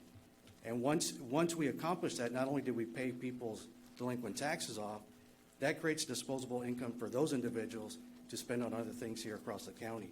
So that's why it was worth the effort. Took a little bit more work, but it was worth it because we bring in $14 million from the federal government into the local economy, which we thought was a really big deal. Again, the next slide just has the website for anybody watching. If you do have a couple of years of delinquent taxes, and obviously everybody was impacted by COVID, if you meet the requirements, please go online and apply before the end of the month. And the last slide I want to share with you all again has the numbers of what we collected, and I want to speak to you more about what's behind the numbers again. We always look at what we collect this year or this last year versus the prior years. And again, because you never want to look at your collections in a vacuum, you want to look at trends to understand what's going on with the county. You'll see that this past year we collected just over $13.5 million. It was an expected reduction from last year. The last 2 years, obviously, we've had the benefit of the Texas Homeowner Assistance Program money coming in. And the very first year on the far left, that is our last, what we consider our normal year. That was pre-COVID. And that was back in, obviously, 18-19. So we had an expected drop in collections the following year, which was the COVID year. Everybody tightened up a bit because of the uncertainty. The following year, which is 2020, 2021, obviously, we had 2 rounds of stimulus checks go out.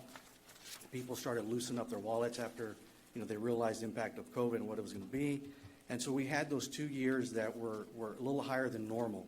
And just so we know, for the past 10 years, the collection rate for delinquent tax collections has always averaged about 31%. So this year we finished at 32.18. We're above the average for the past 10 years, and we're certainly above our last normal year, if that makes any sense. So again, we expected and we wanted to see this normalization of collections back to what we used to have pre-COVID, and now that we don't have this stimulus federal money or the Texas Assistance Homeowner Program. So, and I think I'm going to kind of go a little off what you see on your chart here, because I want to talk, and when I was listening to Mr. Villarreal speak, one of the most important numbers, in my opinion, in our business, and really in the county's interest, is that bottom number of that chart. It's the smallest number there, but in my opinion, it's the most important number. It says adjusted DTR, and that is your delinquent tax roll balance. So that $31 million on the bottom right-hand side, that's the amount of money outstanding that's due to the county.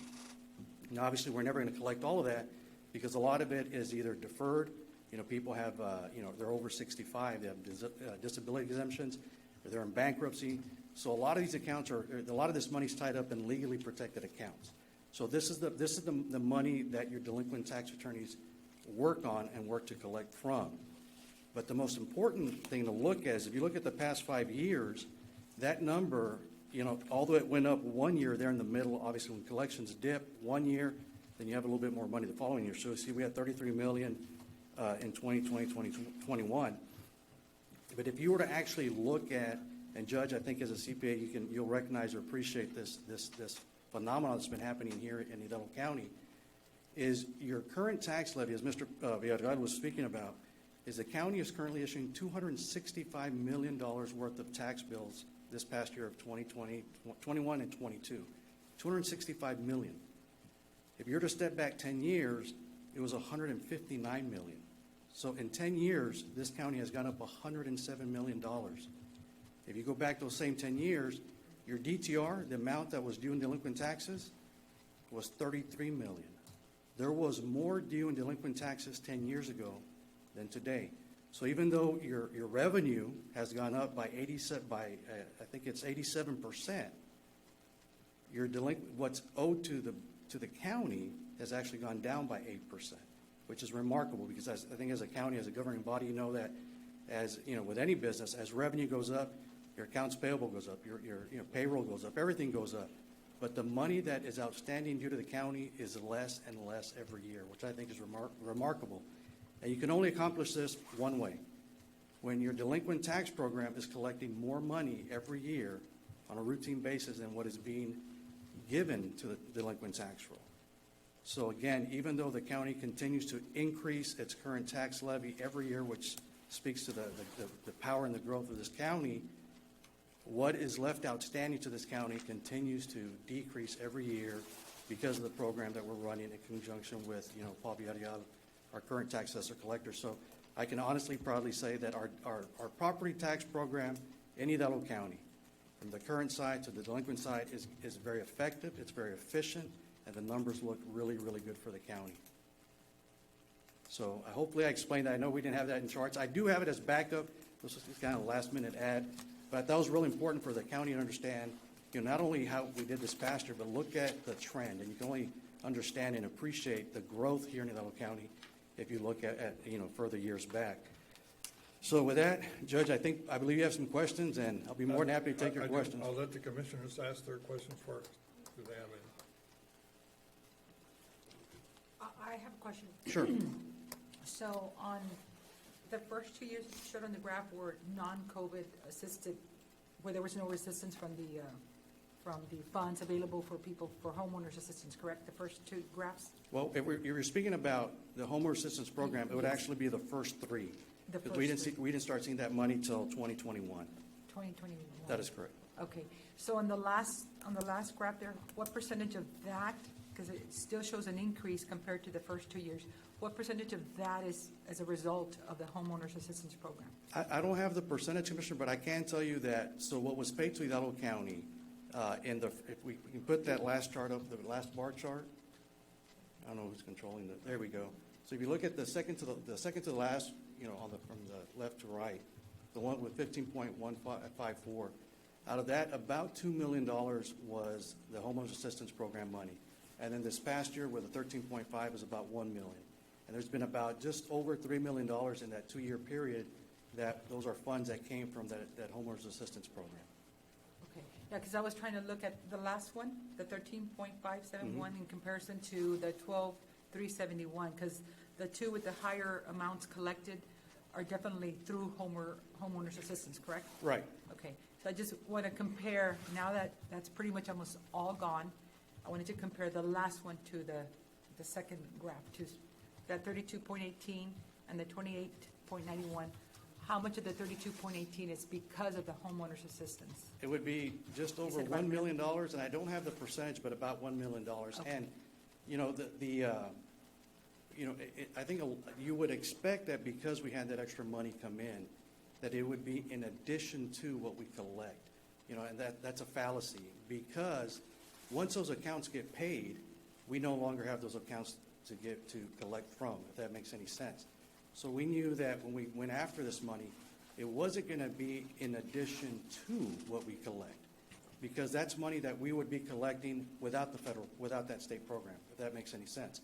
So how we collect it, that's the only thing that changes is who actually paid that money. Because once it's collected, I can either file a lawsuit, I can do a tax warrant, I can foreclose on the property. I have a lot of mechanisms available to us to go after that money. But we chose to use this program, so once that account gets paid, it's not like we're going to have our normal collections plus the additional $1 or $2 million for that year. So that's why we didn't go into the weeds of how much it did impact, because at the end of the day, what really matters is this is money that we brought into the county. Now, I made the distinction before about the $14 million into the county was countywide for all taxing entities. And I think the importance there was that's $14 million that came into this county's local economy that, again, we chose to spearhead that project down here with with Mr. Villarreal's office and Texas Legal Aid as well, because we knew that it would free up taxpayers' money to use on other things. And then I have a second question. Sure. So of people who utilized the homeowners assistance program to help pay their taxes during those first 2 COVID years, have any of them fallen back into the delinquent tax? Well, that's a very good question, and I don't think we've looked for that data, and we probably will not have it for a while because a lot of these just got paid within the past year, and so we won't know that for another couple of years. But if I had to, it's almost like a repeat offender, Right. Ray. If I had to guess, I'd imagine, if someone's gone delinquent once or twice before, they may go delinquent again, and this was somewhat of a windfall for a lot of those taxpayers. It was a burdensome process to get that money because they had to qualify and submit a lot of documentation and certificates and whatnot. But it was worth it. Again, it was worth it. We got them paid. The money came in, and hopefully we don't see them go delinquent again. But that's going to be a guessing game, and I think we can probably try to get some of that data, Commissioner. But it may take us another year or two to really see what's happened. I'd like to see that tracked and see if we have any one who has been relieved of those taxes fall back into the delinquent tax. Commissioner, if I can add something too on the ARP program, because we were the pilot program here in Hidalgo County, that program evolved over the last couple years since it was first initiated. In the beginning, the program would go back as many years as folks were delinquent. It would pay on all kinds of accounts, accounts that were in deferral. It didn't matter. And the government kind of tweaked it over time, and then they stopped paying on those deferral accounts and then only went back to certain years to pay. So it was a very interesting thing to track, and we always had to keep up with that and work closely with Mr. Villarreal's office to follow up with it. And one additional non-ARP factor, but that also assisted with increasing collections in the prior 2 years is, if we recall, there were 3 stimulus checks that were issued to homeowners with children. And I think that, like Mr. Cano mentioned earlier, was additional state, federal money that was circulating in communities that wasn't there before, that I think also helped homeowners with things like delinquent taxes. America's aging, and soon 1 out of 5 Americans are going to be over the age of 65. What impact do people over 65 are having here in Hidalgo County with regard to our future collections of ad valorem taxes? Not because she fits the category. Not yet. Not quite yet. Close, but not quite yet. Hey, I think she's a Longhorn, so she's good. Oh, no. I'm a Baylor Bear. No, I'm not a Baylor, Longhorn. no. I'm not a Longhorn. Boom. But we are seeing the delinquent tax roll with the aging population. I think I've mentioned to 1 or 2 of y'all, a lot of the top delinquent accounts are protected by the over 65 exemption. We are running a report by jurisdiction. I believe the judge asked for it, which I'd share with everybody, by cities, how many accounts are affected by the over 65 exemption, because there are quite a few, which is great. People are living longer, but many over 65 people don't realize that, they could pay if they wanted to in a split payment. So we try to inform them also, but we can't go and enforce collections against them. All we can do is educate them, but it is growing. So that takes from the 31 million. Yes, and that's why I think we need to, trends are very important to follow, and I think that's a trend that we need to follow because we are aging. And that would, eventually impact us in the future. The second one is, I'd like to see where the delinquency is between residential and commercial.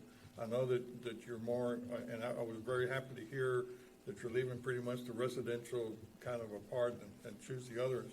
But I think that would be a trend that I would like to see what is happening, because that's an indication of our economy and where our economy is going. We can get that report, the over 65 aging, and also we want to see what the effect of the $100,000 homestead exemption is going to have on taxable value. But that's only on the school district, correct?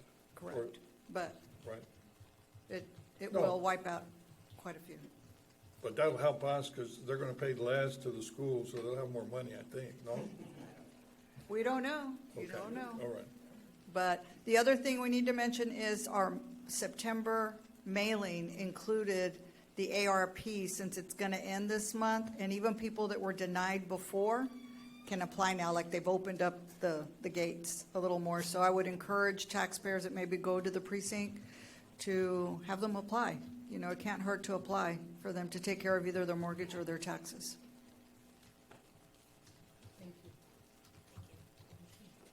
Those are the questions I had. I mean, I would appreciate the report, it'd be great.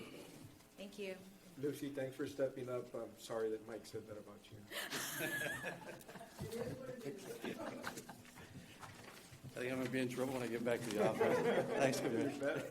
Thanks for re-highlighting that. So I do have a couple other, I think that's just an information item. There's no action needed on that. I do have a couple more agenda items, the next being 11B2, discussion action on resolution of authorizing the resale of certain struck-off properties. That should be in your packet. And again, these are just properties that we have foreclosed on previously, put up for sale. They did not sell, so we're asking for the county's authorization to put them up for a resale or a second sale. Motion to approve. Second. And you need to give us a little more information on this, because there was a huge disparity between the fair market value which we're asking to That is, you're right, Judge, and I do apologize, but that's the next agenda item. This one here is, we haven't sold these yet. We're about to. We're just asking for permission to conduct these sales in November. And then that question pertains to the next agenda item. All right, so, yeah, this is 2, and I'm talking about 3, but we have a motion, a second to approve. All in favor, say aye. Aye. Motion carries. So now we'll go to 3. Item number 3 is discussion and action on order to approve private bids submitted for struck-off properties under cause number T-087-09A and cause number T-161919C. And Judge, thank you for bringing that up. And normally, just so the county knows, is we have a policy not to accept private bids for struck-off properties. We sell everything by public sale. 1, it's the most transparent way to sell property, and 2, it maximizes our recovery. And even though state law does allow us to entertain private bids, and most counties around the state do accept private bids for lesser than the amount that's due in taxes or the appraised value, we do not. Since I've been overseeing this program for 10 years, it's my policy that everything goes to public sale for transparency and to maximize recovery. So the only exceptions I have are 2. 1 is if someone comes and pays the full amount of taxes due, which is the minimum amount that it was struck off for, or the bid is being offered by a taxing entity and is going to use that property for public purpose.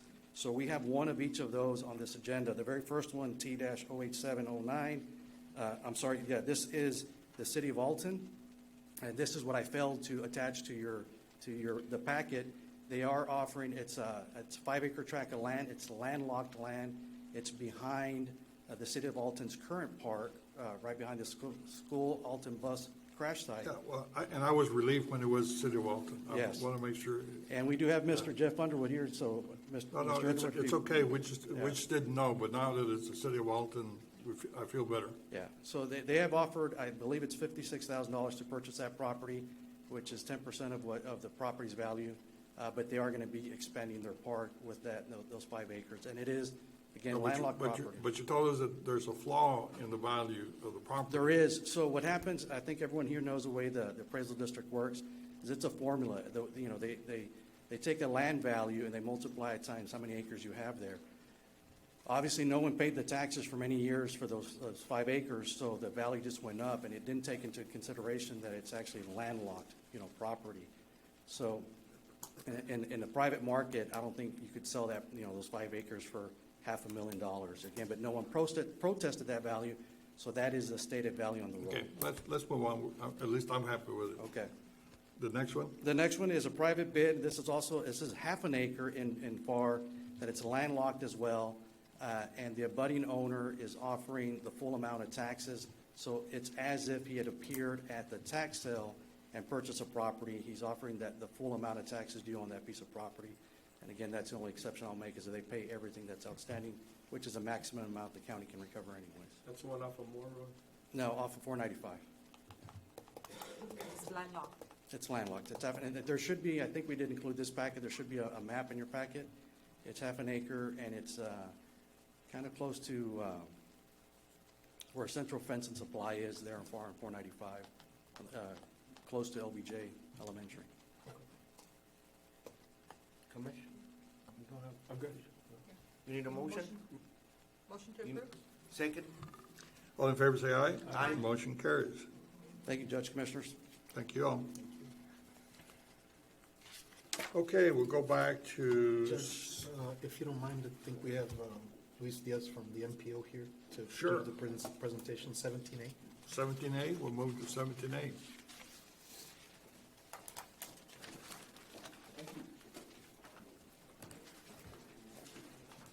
Oh, and go Irish. Thank you.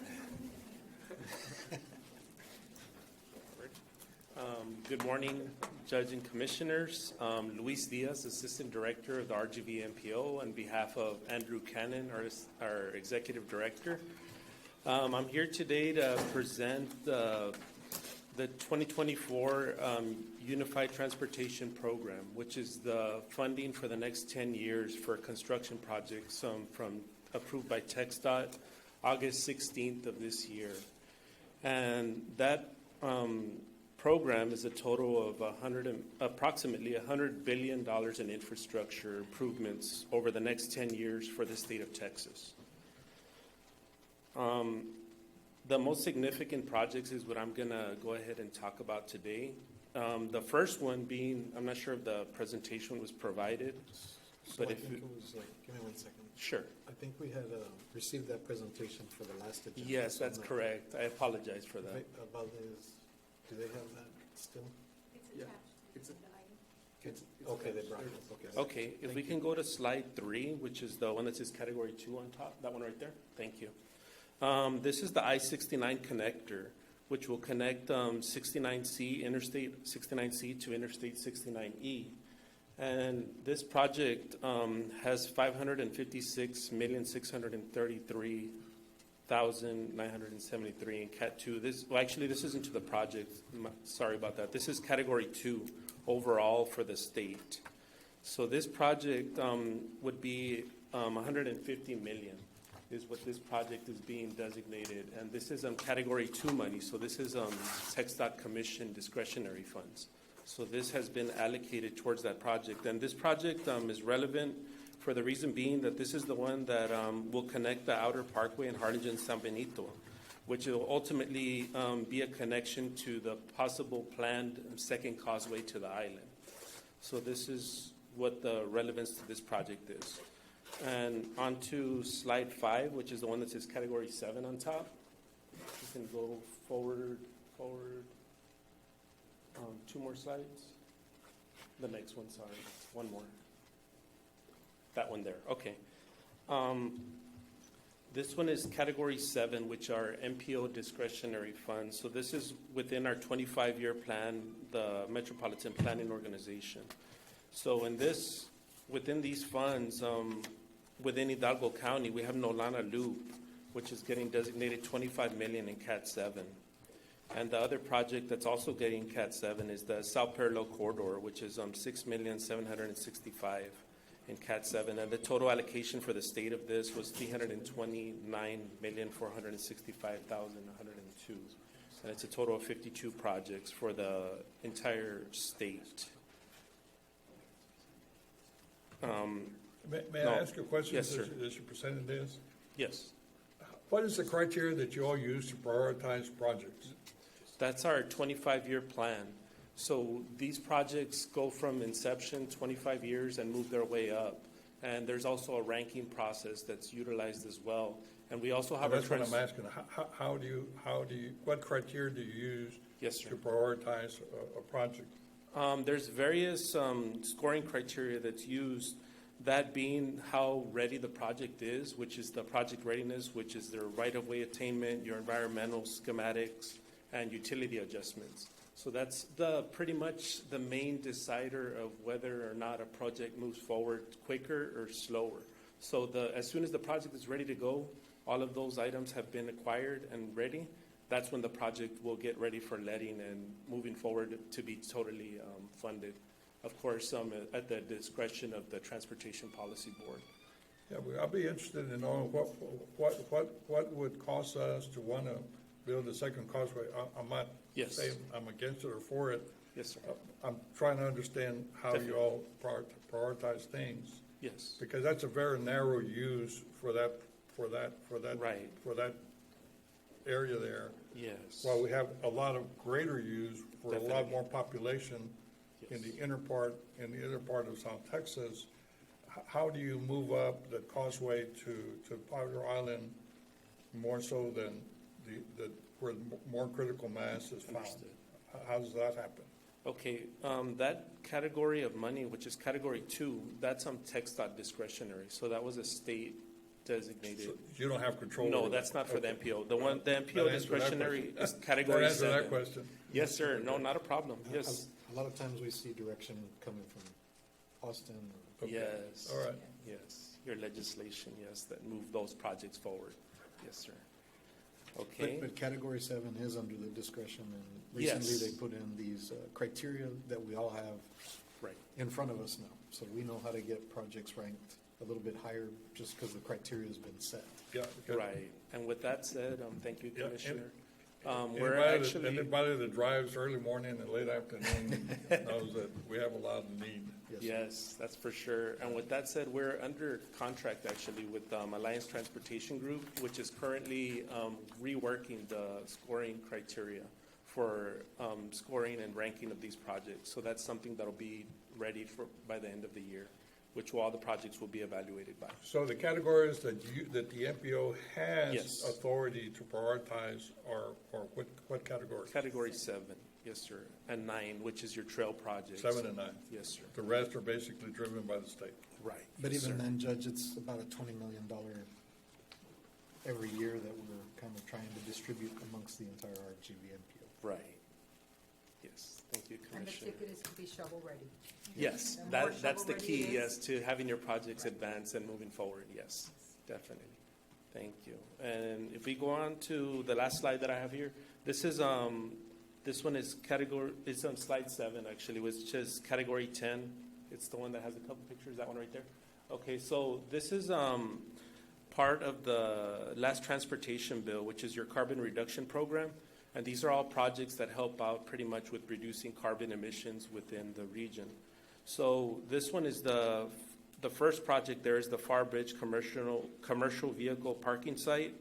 And that one is going to be providing 375 parking lots over there by the bridge for trucks and for them to be able to stage in order for them to get ready and inspected and moving across the bridge. And the second one here is the Regional Signal Improvements Program. So for this one, we're going to be looking at 137 intersections throughout the region, where we're going to be retiming, possibly purchasing maybe equipment for those. So that's something that's coming along the line as well. And another one being the Southmost Nature Trail, and this one's in Cameron County. And that's a 5-mile trail that's connecting to the existing trail network. And the last one on this slide is the bus passenger loading areas and facility improvements, and these are for the city of Brownsville. So these are the funds, are the most significant projects that are coming out of the 2024 UTP. If there are any other further questions, I could take them at this time, but that's all I have for today. Recently, Judge, Precinct 3 got some money from the allocation for this last year, and the Nolana project, which Precinct 1 and Precinct 2 are working, collaborating on, also got funding for some of the deficit in the construction dollars that they needed. They were the two that were most ready and advanced to move forward. So we want to thank the MPO for their consideration of those projects this last year. But again, we encourage, I think that all of the precincts are active in preparing our quarterly status reports. And that's going to be real key in making sure that we keep our projects at the forefront and making sure that they're advancing to letting. Thank you. Thank you. All righty. Thank you. Thank you. You all have a good remainder of the day. Thank you. Thank you, Luis. Okay. Okay, we're going to go back to our regular agenda items. I believe the next one is 7A, the Sheriff's Office. Yes. Judge, Commissioners, as the officers walking up to the podium, may I ask the court to please recess Commissioners Court, open up the budget workshop, recess the budget workshop, and come back to Commissioners Court. It was scheduled, the workshop was scheduled for 11:15. Okay, may I have a motion to recess the Commissioners Court meeting? Motion made? Second. All in favor, say aye. Aye. Motion carries. I have 11:32. I have a motion to reconvene our Commissioners Court meeting. Motion made? Second. All in favor, say aye. Aye. Motion carries. Now we're back to 7A. Good morning, Judge. Good morning, Commissioners. Captain Stephen Cortez presenting on behalf of Sheriff J.E. Arrieta. Item 7A, Sheriff's Office Organized Crime Drug Enforcement Task Force, OCDF 1284. It has 4 parts. With your permission, I'll read all 4. Number 1, ratification of OCDF Ice River Agreement fiscal year 23. That's 04223 to September 30th of 23 between the Hidalgo County Sheriff's Office and the Drug Enforcement Administration, McAllen District Office, OCDF Strike Force Group D/81. Number 2, request authorization to pay overtime reimbursement under the grant terms and conditions. Subsection 3, approval of certification of revenues as certified by the county auditor for fiscal year 2023 OCDF Ice River Grant Agreement award in the amount of $4,000 in reference to investigation number SWTXS 1207 and appropriation of the same. Subsection 4, approval of deobligation of funds in the amount of $6,000 for OCDF Ice River, originally certified on AI 91515. Motion to approve. Second. A motion and a second to approve item 7A, 1, 2, 3, and 4. All in favor, say aye. Aye. Motion carries. Item 7B, fiscal year 2022 State Criminal Alien Assistance Program, SCAP 1284. Authorization and approval to accept fiscal year 2022, July 1st, 2020 to September 30th of 2024, State Criminal Alien Assistance Program, SCAP Grant Award in the amount of $911,208 from the U.S. Department of Justice, Office of Justice Programs, DOJ, OJP, with authority for county judge as authorized official to sign required documents. Motion to approve. Second. All in favor, say aye. Aye. Motion carries. Thank you, Captain. Thank you, sir. Item 8A, Constable Precinct 1. Yes, good morning, Judge and Commissioner. Sergeant Salazar here for Precinct 1 Constable's Office, Celestino Avila. The first item is the approval of appropriation of funds into the Constable Precinct 1, Chapter 59 from the unassigned fund balance for the amount of $44,237.02 to fund operating expenditures. Motion to approve. Second. All in favor, say aye. Aye. Motion carries. Thank you. The second item has 2 subsections. First one is approval of appropriation of fund balance, Constables Precinct 1 Federal Sharing, U.S. DOJ for $10,583.07 to fund operating expenditures. Second item is approval to certify revenues received from forfeiture funds, including interest earned, Constables Precinct 1 Federal Sharing, U.S. DOJ for $9,473.18 and appropriation of the same. Motion to approve 8B, 1 and 2. Second. All in favor, say aye. Aye. Motion carries. Thank you. Thank you. Item 9A, Constable Precinct 3. Good morning, Judge and Commissioners. I am Chief Deputy Jerry Samono with Larry Gallardo, Constable Precinct 3. We are asking approval for 9A, Constable Precinct 3 Stop Truancy Program. Approval to renew the Memorandum of Understanding between Hidalgo County, acting by and through Constable Precinct 3, and Mission CISD for fiscal year 2024, the period of September 1st, 2023 through August 31st, 2024, in relation to the Stop Truancy Program with the authority of the county judge as authorized official to execute agreement, and approval of the certification of revenues as certified by the county auditor and appropriation of the same. Motion to approve? Second? All in favor, say aye. Aye. Motion carries. Thank Thank you. you. We've already gone through 10A, so we'll go with 11A, Wadley? We have some pending Judge, items. Yeah, 11A, 1, 2, and 3, there's no action or discussion this week. And go on to 11C, as B has been acted upon, 1, 2, and 3. 11C, request by Region 1 Education Service Center for the use of the Hidalgo County Courthouse for the 2024 Regional Mock Trial Competition to be held Saturday, January 2024. Motion to approve? Second? All in favor, say aye. Aye. Motion carries. Item D is approval to accept a settlement check from Cypress Property and Casualty Insurance Company in the amount of $5,647.73. This is to settle an auto accident claim with one of our county vehicles. Motion to approve? Second? All in favor, say aye. Aye. Motion carries. And item E is approval to accept the settlement check from Allstate Insurance Company in the amount of $25,000 to settle property damage to county chiller and fence. This was the accident that was sometime back at the courthouse. Motion to approve? Second? Did we get fully covered with the Yes, sir. 25,000? Yes. Have a motion second to approve. All in favor, say aye. Aye. Motion carries. Human Resources, Erica. Good morning, Judge Commissioners. Erika Reina for the Department of Human Resources. Item 12A, I'm requesting a waiver of the following if applicable for the personnel items listed. I need action on item number 3, the budget amendment policy, personnel-related amendments. Motion to approve? Second? All in favor, say aye. Aye. Motion carries. Item 12B, a discussion, consideration, and adoption of the revised Hidalgo County of Hidalgo Equal Employment Opportunity Plan. This is an update, of course, to our plan. It affirms our commitment to being an equal opportunity employer, and it delineates certain practices of the county. I do recommend approval. Motion to approve? Second? All in favor, say aye. Aye. Motion carries. Item 12C for the 275th District Court, approval to award a discretionary step for the employee listed below in accordance with HR criteria certification as per Section 8.03 of the Classification and Compensation Plan, effective upon Commissioner's Court approval. This is for a discretionary step 2 for slot 0006, a bailiff 2 of the District Court, grade 13. Judge Commissioners, this person does come in with over 10 years of relevant experience. I do recommend approval. Motion to approve? Second? All in favor, say aye. Aye. Motion carries.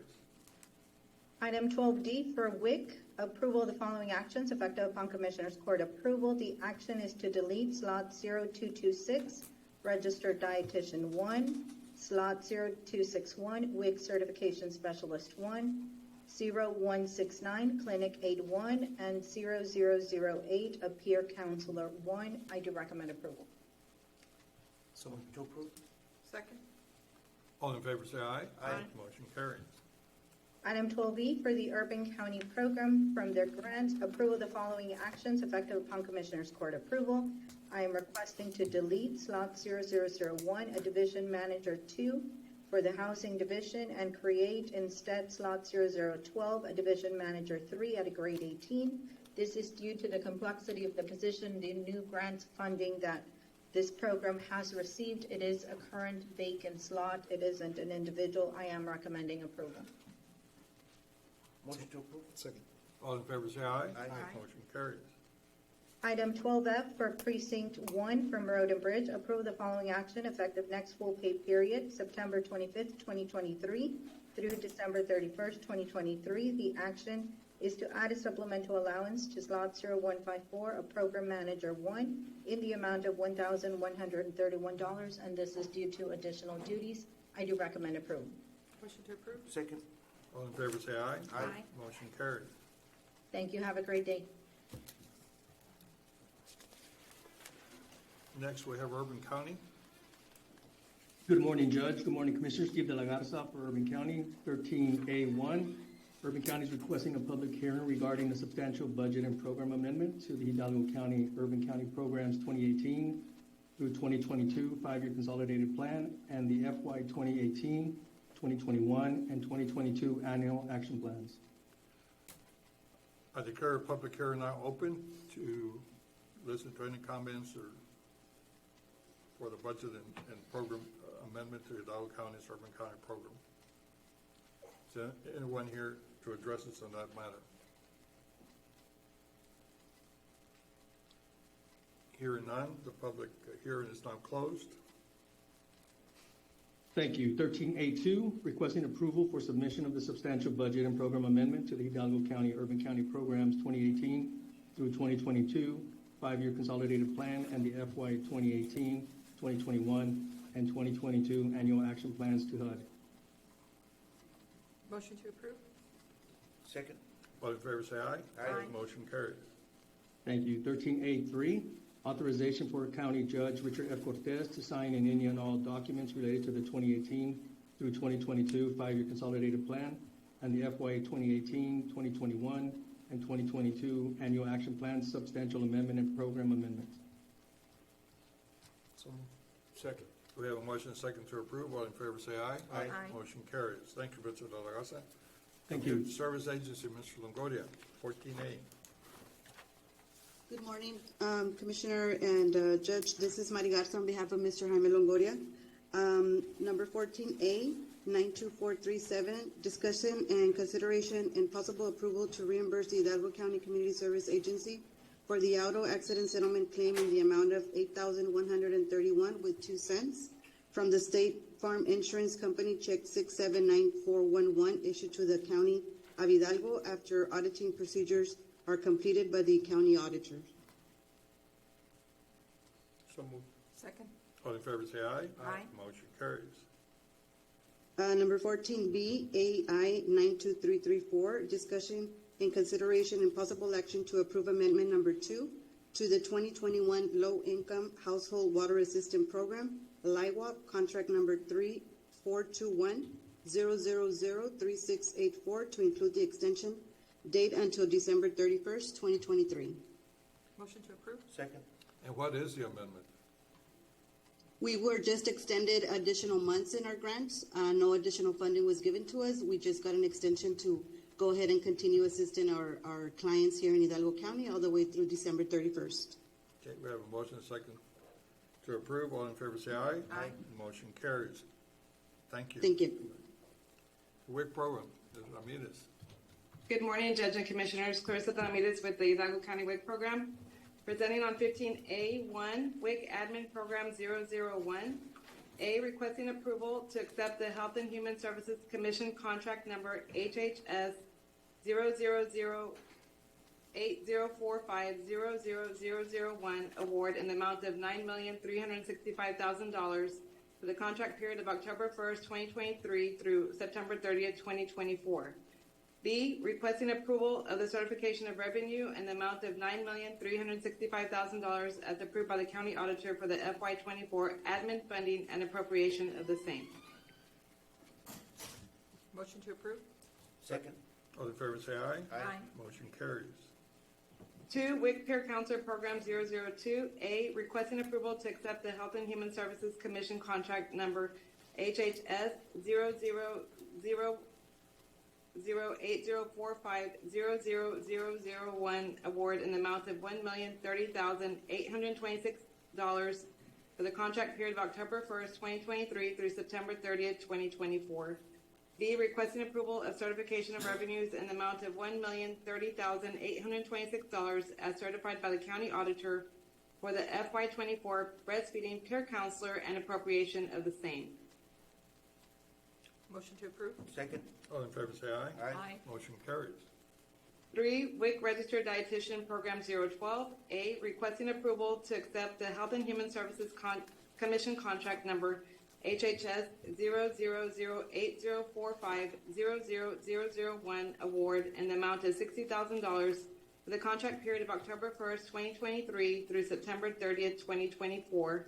B, requesting approval of certification of revenues in the amount of $60,000 as certified by the county auditor for the FY24 registered dietitian and appropriation of the same. Motion to approve? Second. All in favor say aye. Aye. Motion carries. Can you take 4 through 7? Sure. I'm requesting approval for items number 4 through 7. Do I go ahead and read each Yeah, one? you can just read them real quick. Okay. Number 4 is WIC Lactation Services Program 013 in the amount of $50,000 and appropriation of the same. Number 5 is the WIC Lactation Support Center Program 17 in the amount of $289,000 and appropriation of the same. Number 6 is the WIC Extra Funding Texan Internet Program 022 in the amount of $20,000 and appropriation of the same. And number 7 is the WIC Extra Funding Other Program 024, requesting in the amount of $28,000 and appropriation of the same. Was number 6 $20,000 or $21,000? Number 6 is $21,000. Motion to approve? Second. We have a motion to approve items 4, 5, 6, and 7. All in favor say aye. Aye. Motion carries. Thank you. Thank you. 16A, Mr.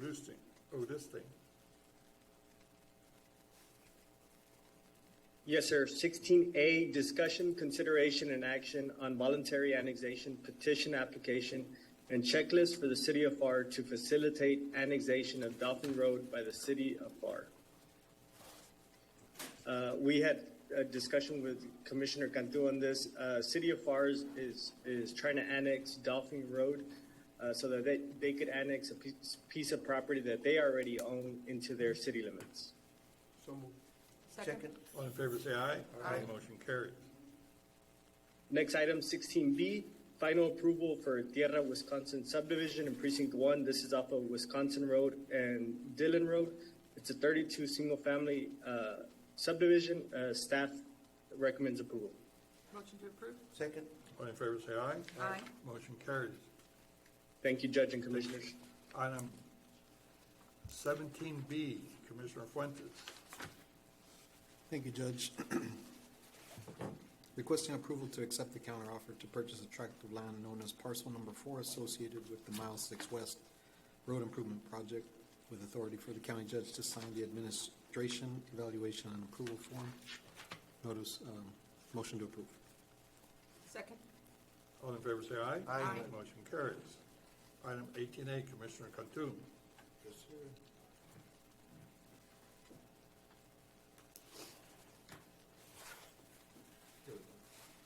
Requesting approval to accept the counteroffer to purchase tract of land known as Parcel 2 associated with the Precinct 2 Nolana Loop Road Project from FM 1426 to FM 907, with authority for the county judge to sign the administrative evaluation and approval form. Motion approved. Second. All in favor say aye. Aye. Motion carries.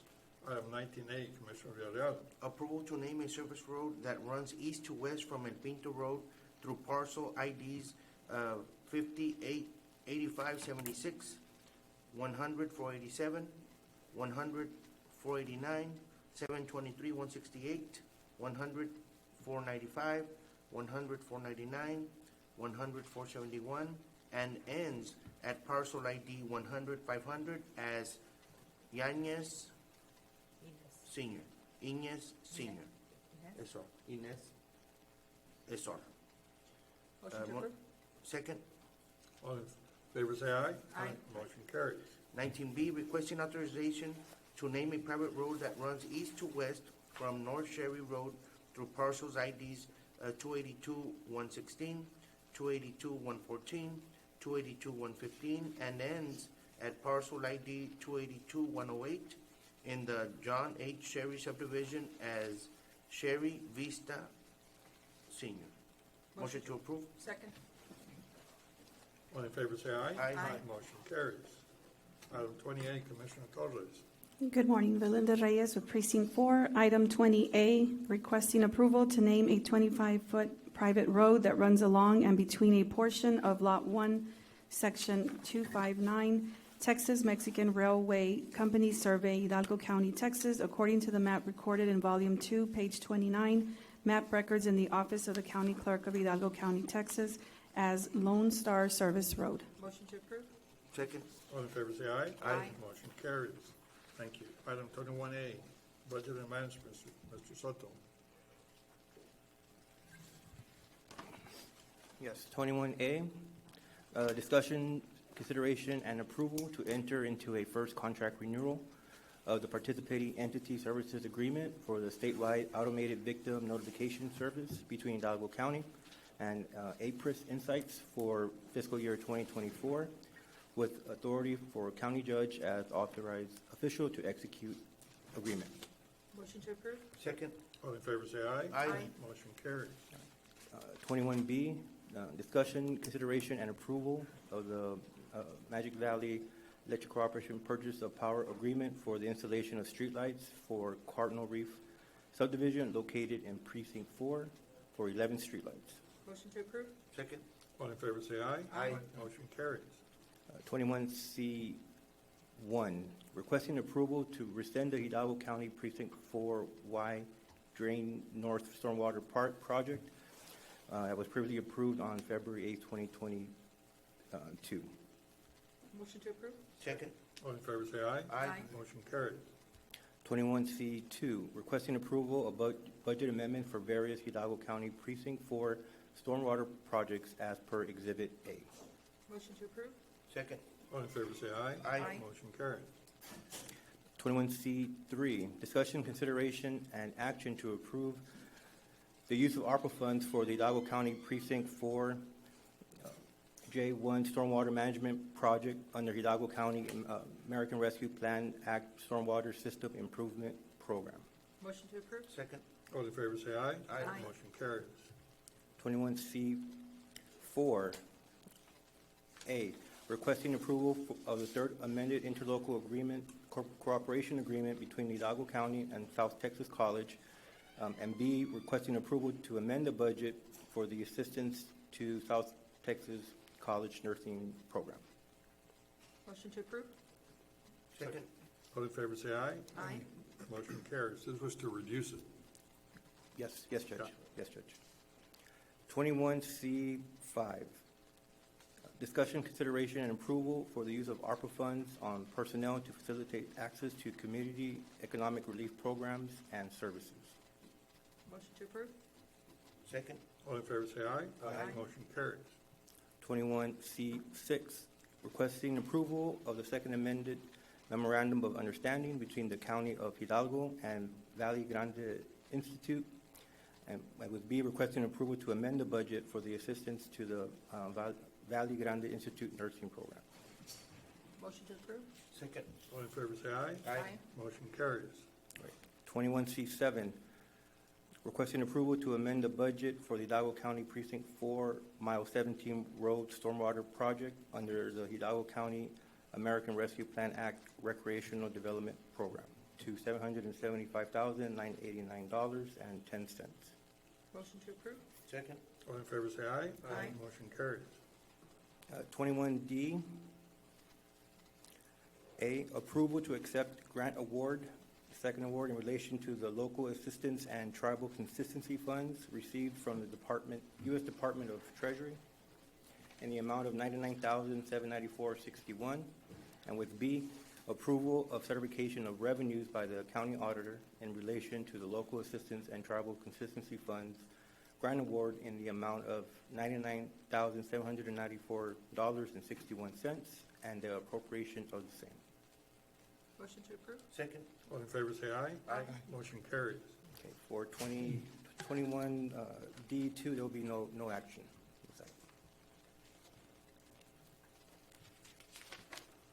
Thank you very much. The highlight always, Purchasing Department. Good morning, Judge, Commissioner, Mr. Guerra, for the record, Ignacio Mesco from the Purchasing Department.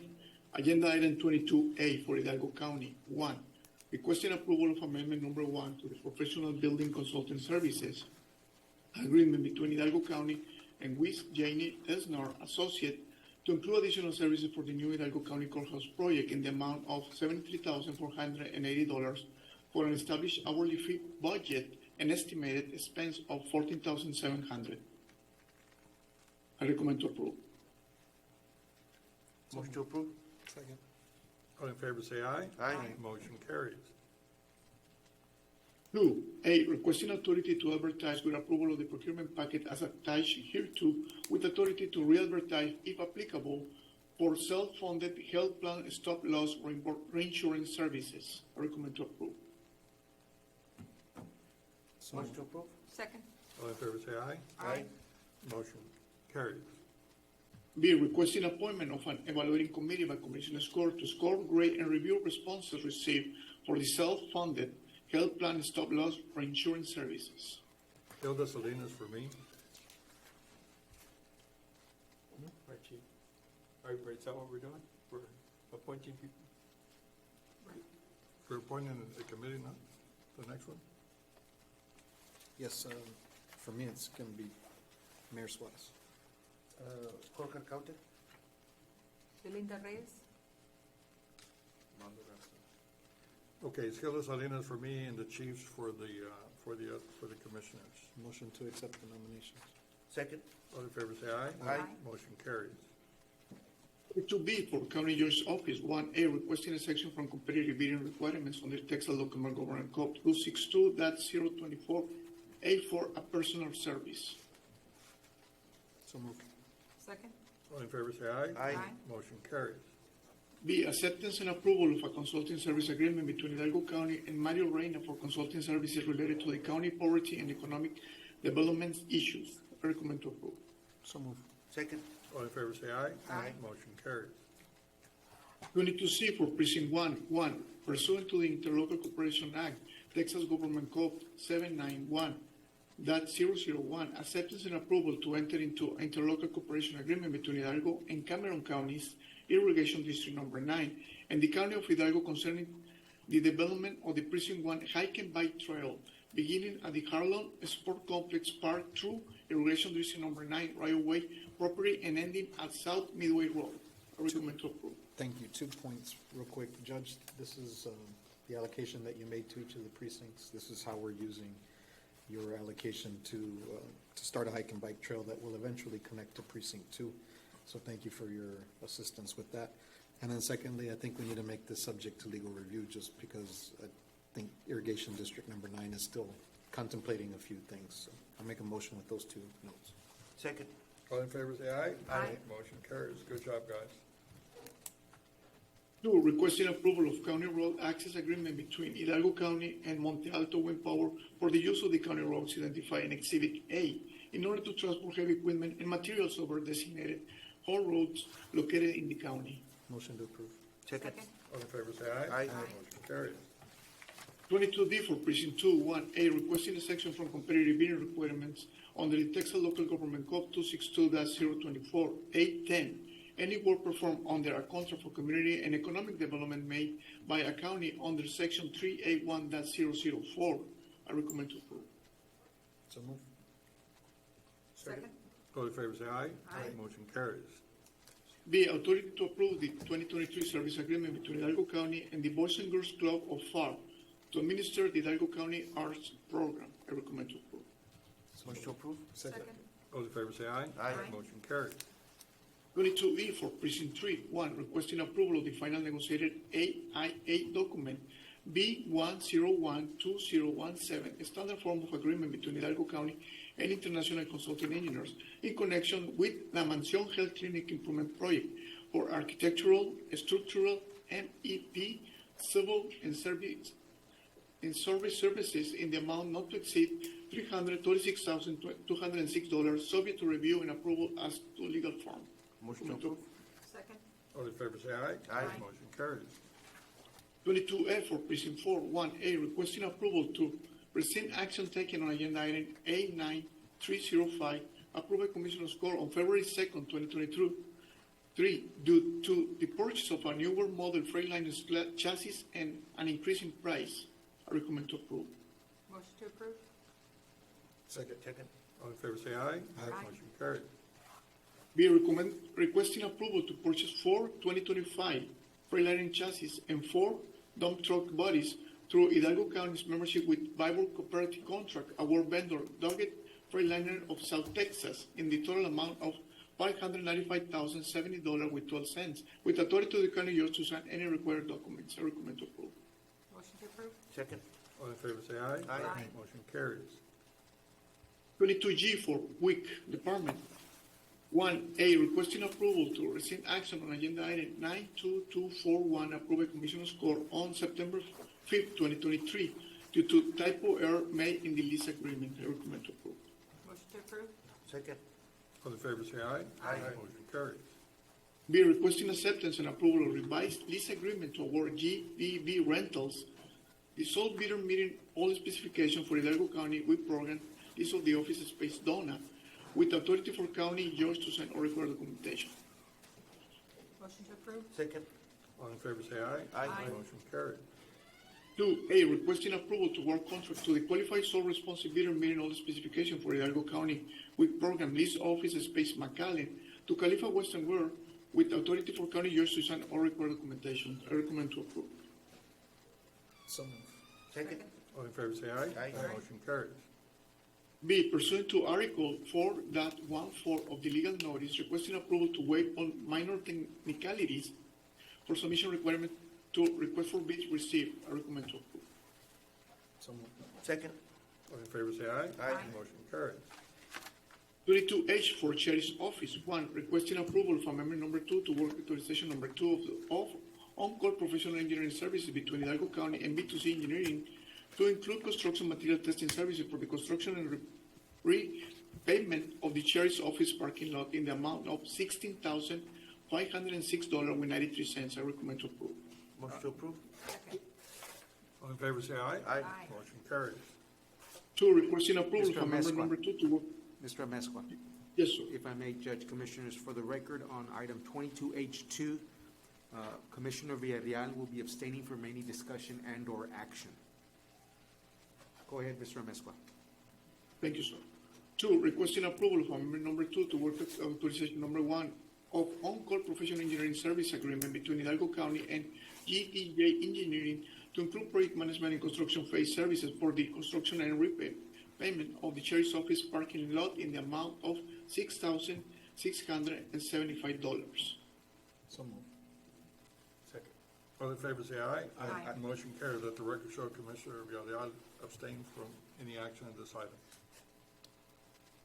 3, requesting approval to award job order contractor 8A Builders through Hidalgo County membership with tips for the Sheriff's Office repayment of jail parking lot in the amount of $491,745.77 with authority to issue an notice to proceed upon receipt of the required payment and performance bonds. I recommend to approve. Motion to approve. Second? All in favor, say aye. Aye. Motion carries. 4, requesting approval to accept the donation of one 1995 M1078 Stuart Stevenson LMTV vehicle from private citizen Ty Basley for the Hidalgo County Sheriff's Office. I recommend to approve. Motion to approve. Second. All in favor, say aye. Aye. Motion carries. 5, requesting approval to purchase ballistic bulletproof vests and accessories through Hidalgo County membership with GSA Cooperative. Award to R-Bar Tactical in the amount of $55,200. I recommend to approve. Motion to approve. Second. Second? All in favor, say aye. Aye. Motion Aye. carries. 6A, requesting approval to award contract to the qualified sole responsible bidder meeting all specification and requirements Waukesha Pierce Industries for generator maintenance service and repair with authority for County George to sign all required documentation. So moved. Second. All in favor, say aye. Aye. Motion carries. Be pursuant to Article 4.14 of the legal notice, requesting authority to waive minor technicalities for submission requirements to request for bids received. I recommend to approve. Motion to approve? Second. All in favor, say aye. Aye. Motion carries. 22I for district courts. 1, with your permission, I will read ABC. For 476 District Court, A, requesting a section for competitive bidding requirement pursuant to Texas Local Government Code 262-02A7A, item 4, which competition is precluded because of the existence of patents, copyrights, secret processes, or monopolies. B, acceptance and approval of the sole source declaration for LexisNexis for any and all patented software service to be utilized by Hidalgo County, with said declaration to remain in effect while the declaration is in place or until revoked by Hidalgo County Commissioners Court. C, requesting approval to enter into 1-year subscription service agreement between Hidalgo County 476 District Court, and LexisNexis with authority for County Judge to sign any and all requirement documents. I recommend to approve. Motion to approve? Second. All in favor, say aye. Aye. Motion carries. Thank you, Judge Commissioners. Judge, Commissioners, for the record, item 23A1, 23B, and 23C, there's no discussion and/or specific action to be taken this week. We do have closed session. Pursuant to Chapter 551 of Texas Government Code, we'll be retiring to closed session to discuss items listed in Code Section 551.071, .072, .074, and .087. I have a motion to do so. Motion made. Second? All in favor, say aye. Aye. Motion carries. I have 7 minutes after 12.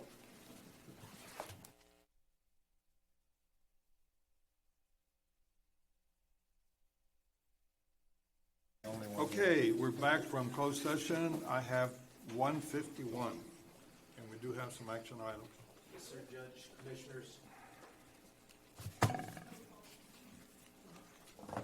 So, under open session,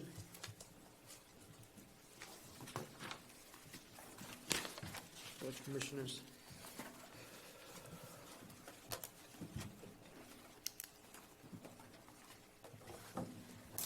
Under open session, Judge Commissioners, 26A, real estate acquisition appropriation for same, there's no specific action or discussion this week. 26B, pending and/or potential litigation, there is no action, no specific action.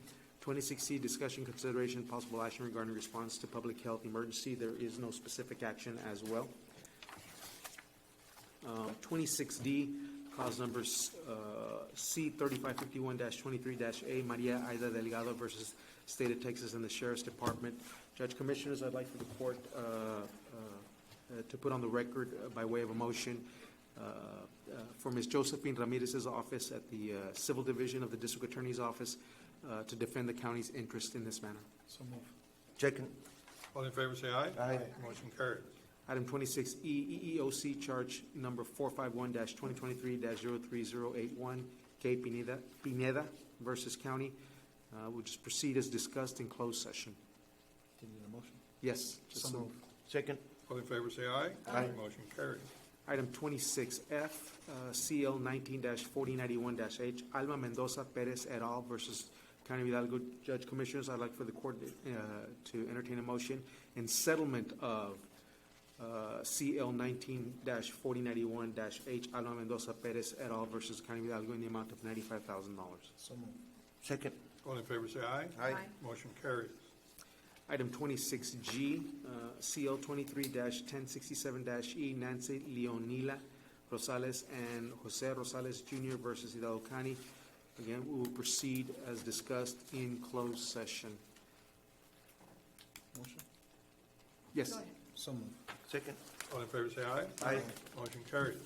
And item 26A, claim of Gladys Rodriguez. Judge, Commissioners, I'd like settlement authority to make an offer in the amount of $18,000. If accepted, I will be asking the auditor's office to process the settlement and payable to Gladys Rodriguez and the Nava Law Group, PC. Motion to approve. Second. All in favor, say aye. Aye. Motion carries. Judge, Commissioners, with that being said, for the record, there is no action on item 25A and no action on 25B. There is no need to go back to closed session. Item 27, no action, and/or 28, open session, there'll be no action as well. We do have adjournment, but as a friendly reminder, we have Commissioners Court next week, Tuesday, and that will be an afternoon meeting, 1:30 Drainage District and 2 p.m. Commissioners Court. I will announce it next week as well, and then we will have on the 3rd of October, we will have Commissioners Court. Okay, it'll be back to back to back. Commissioners Court, October 3rd. That'll be a morning session, 9:30 Drainage District, 10 a.m. Commissioners Court, and then we will be back on our regular schedule. I have a motion to adjourn. Judge Commissioners, I want to make sure about something. On the claim of Gladys Rodriguez, did I say 18 or 18,500? Okay, 18,500. I'd like settlement authority to make the offer of 18,500 if we could just. Make a motion to amend my. Second. To change All in the favor, amount. say aye. Aye. Thank you. Motion carries. Motion to adjourn. Second. I'm sorry. All in favor, say aye. Aye. Motion carries. Yes. Yes. There's a. Oh, We haven't finished. we haven't finished, ma'am. We're gonna open up the budget workshop, or we're gonna go back to the recessed budget workshop. I have a motion to adjourn. Motion made. Second. All in favor, say aye. Aye. Motion carries. May I have a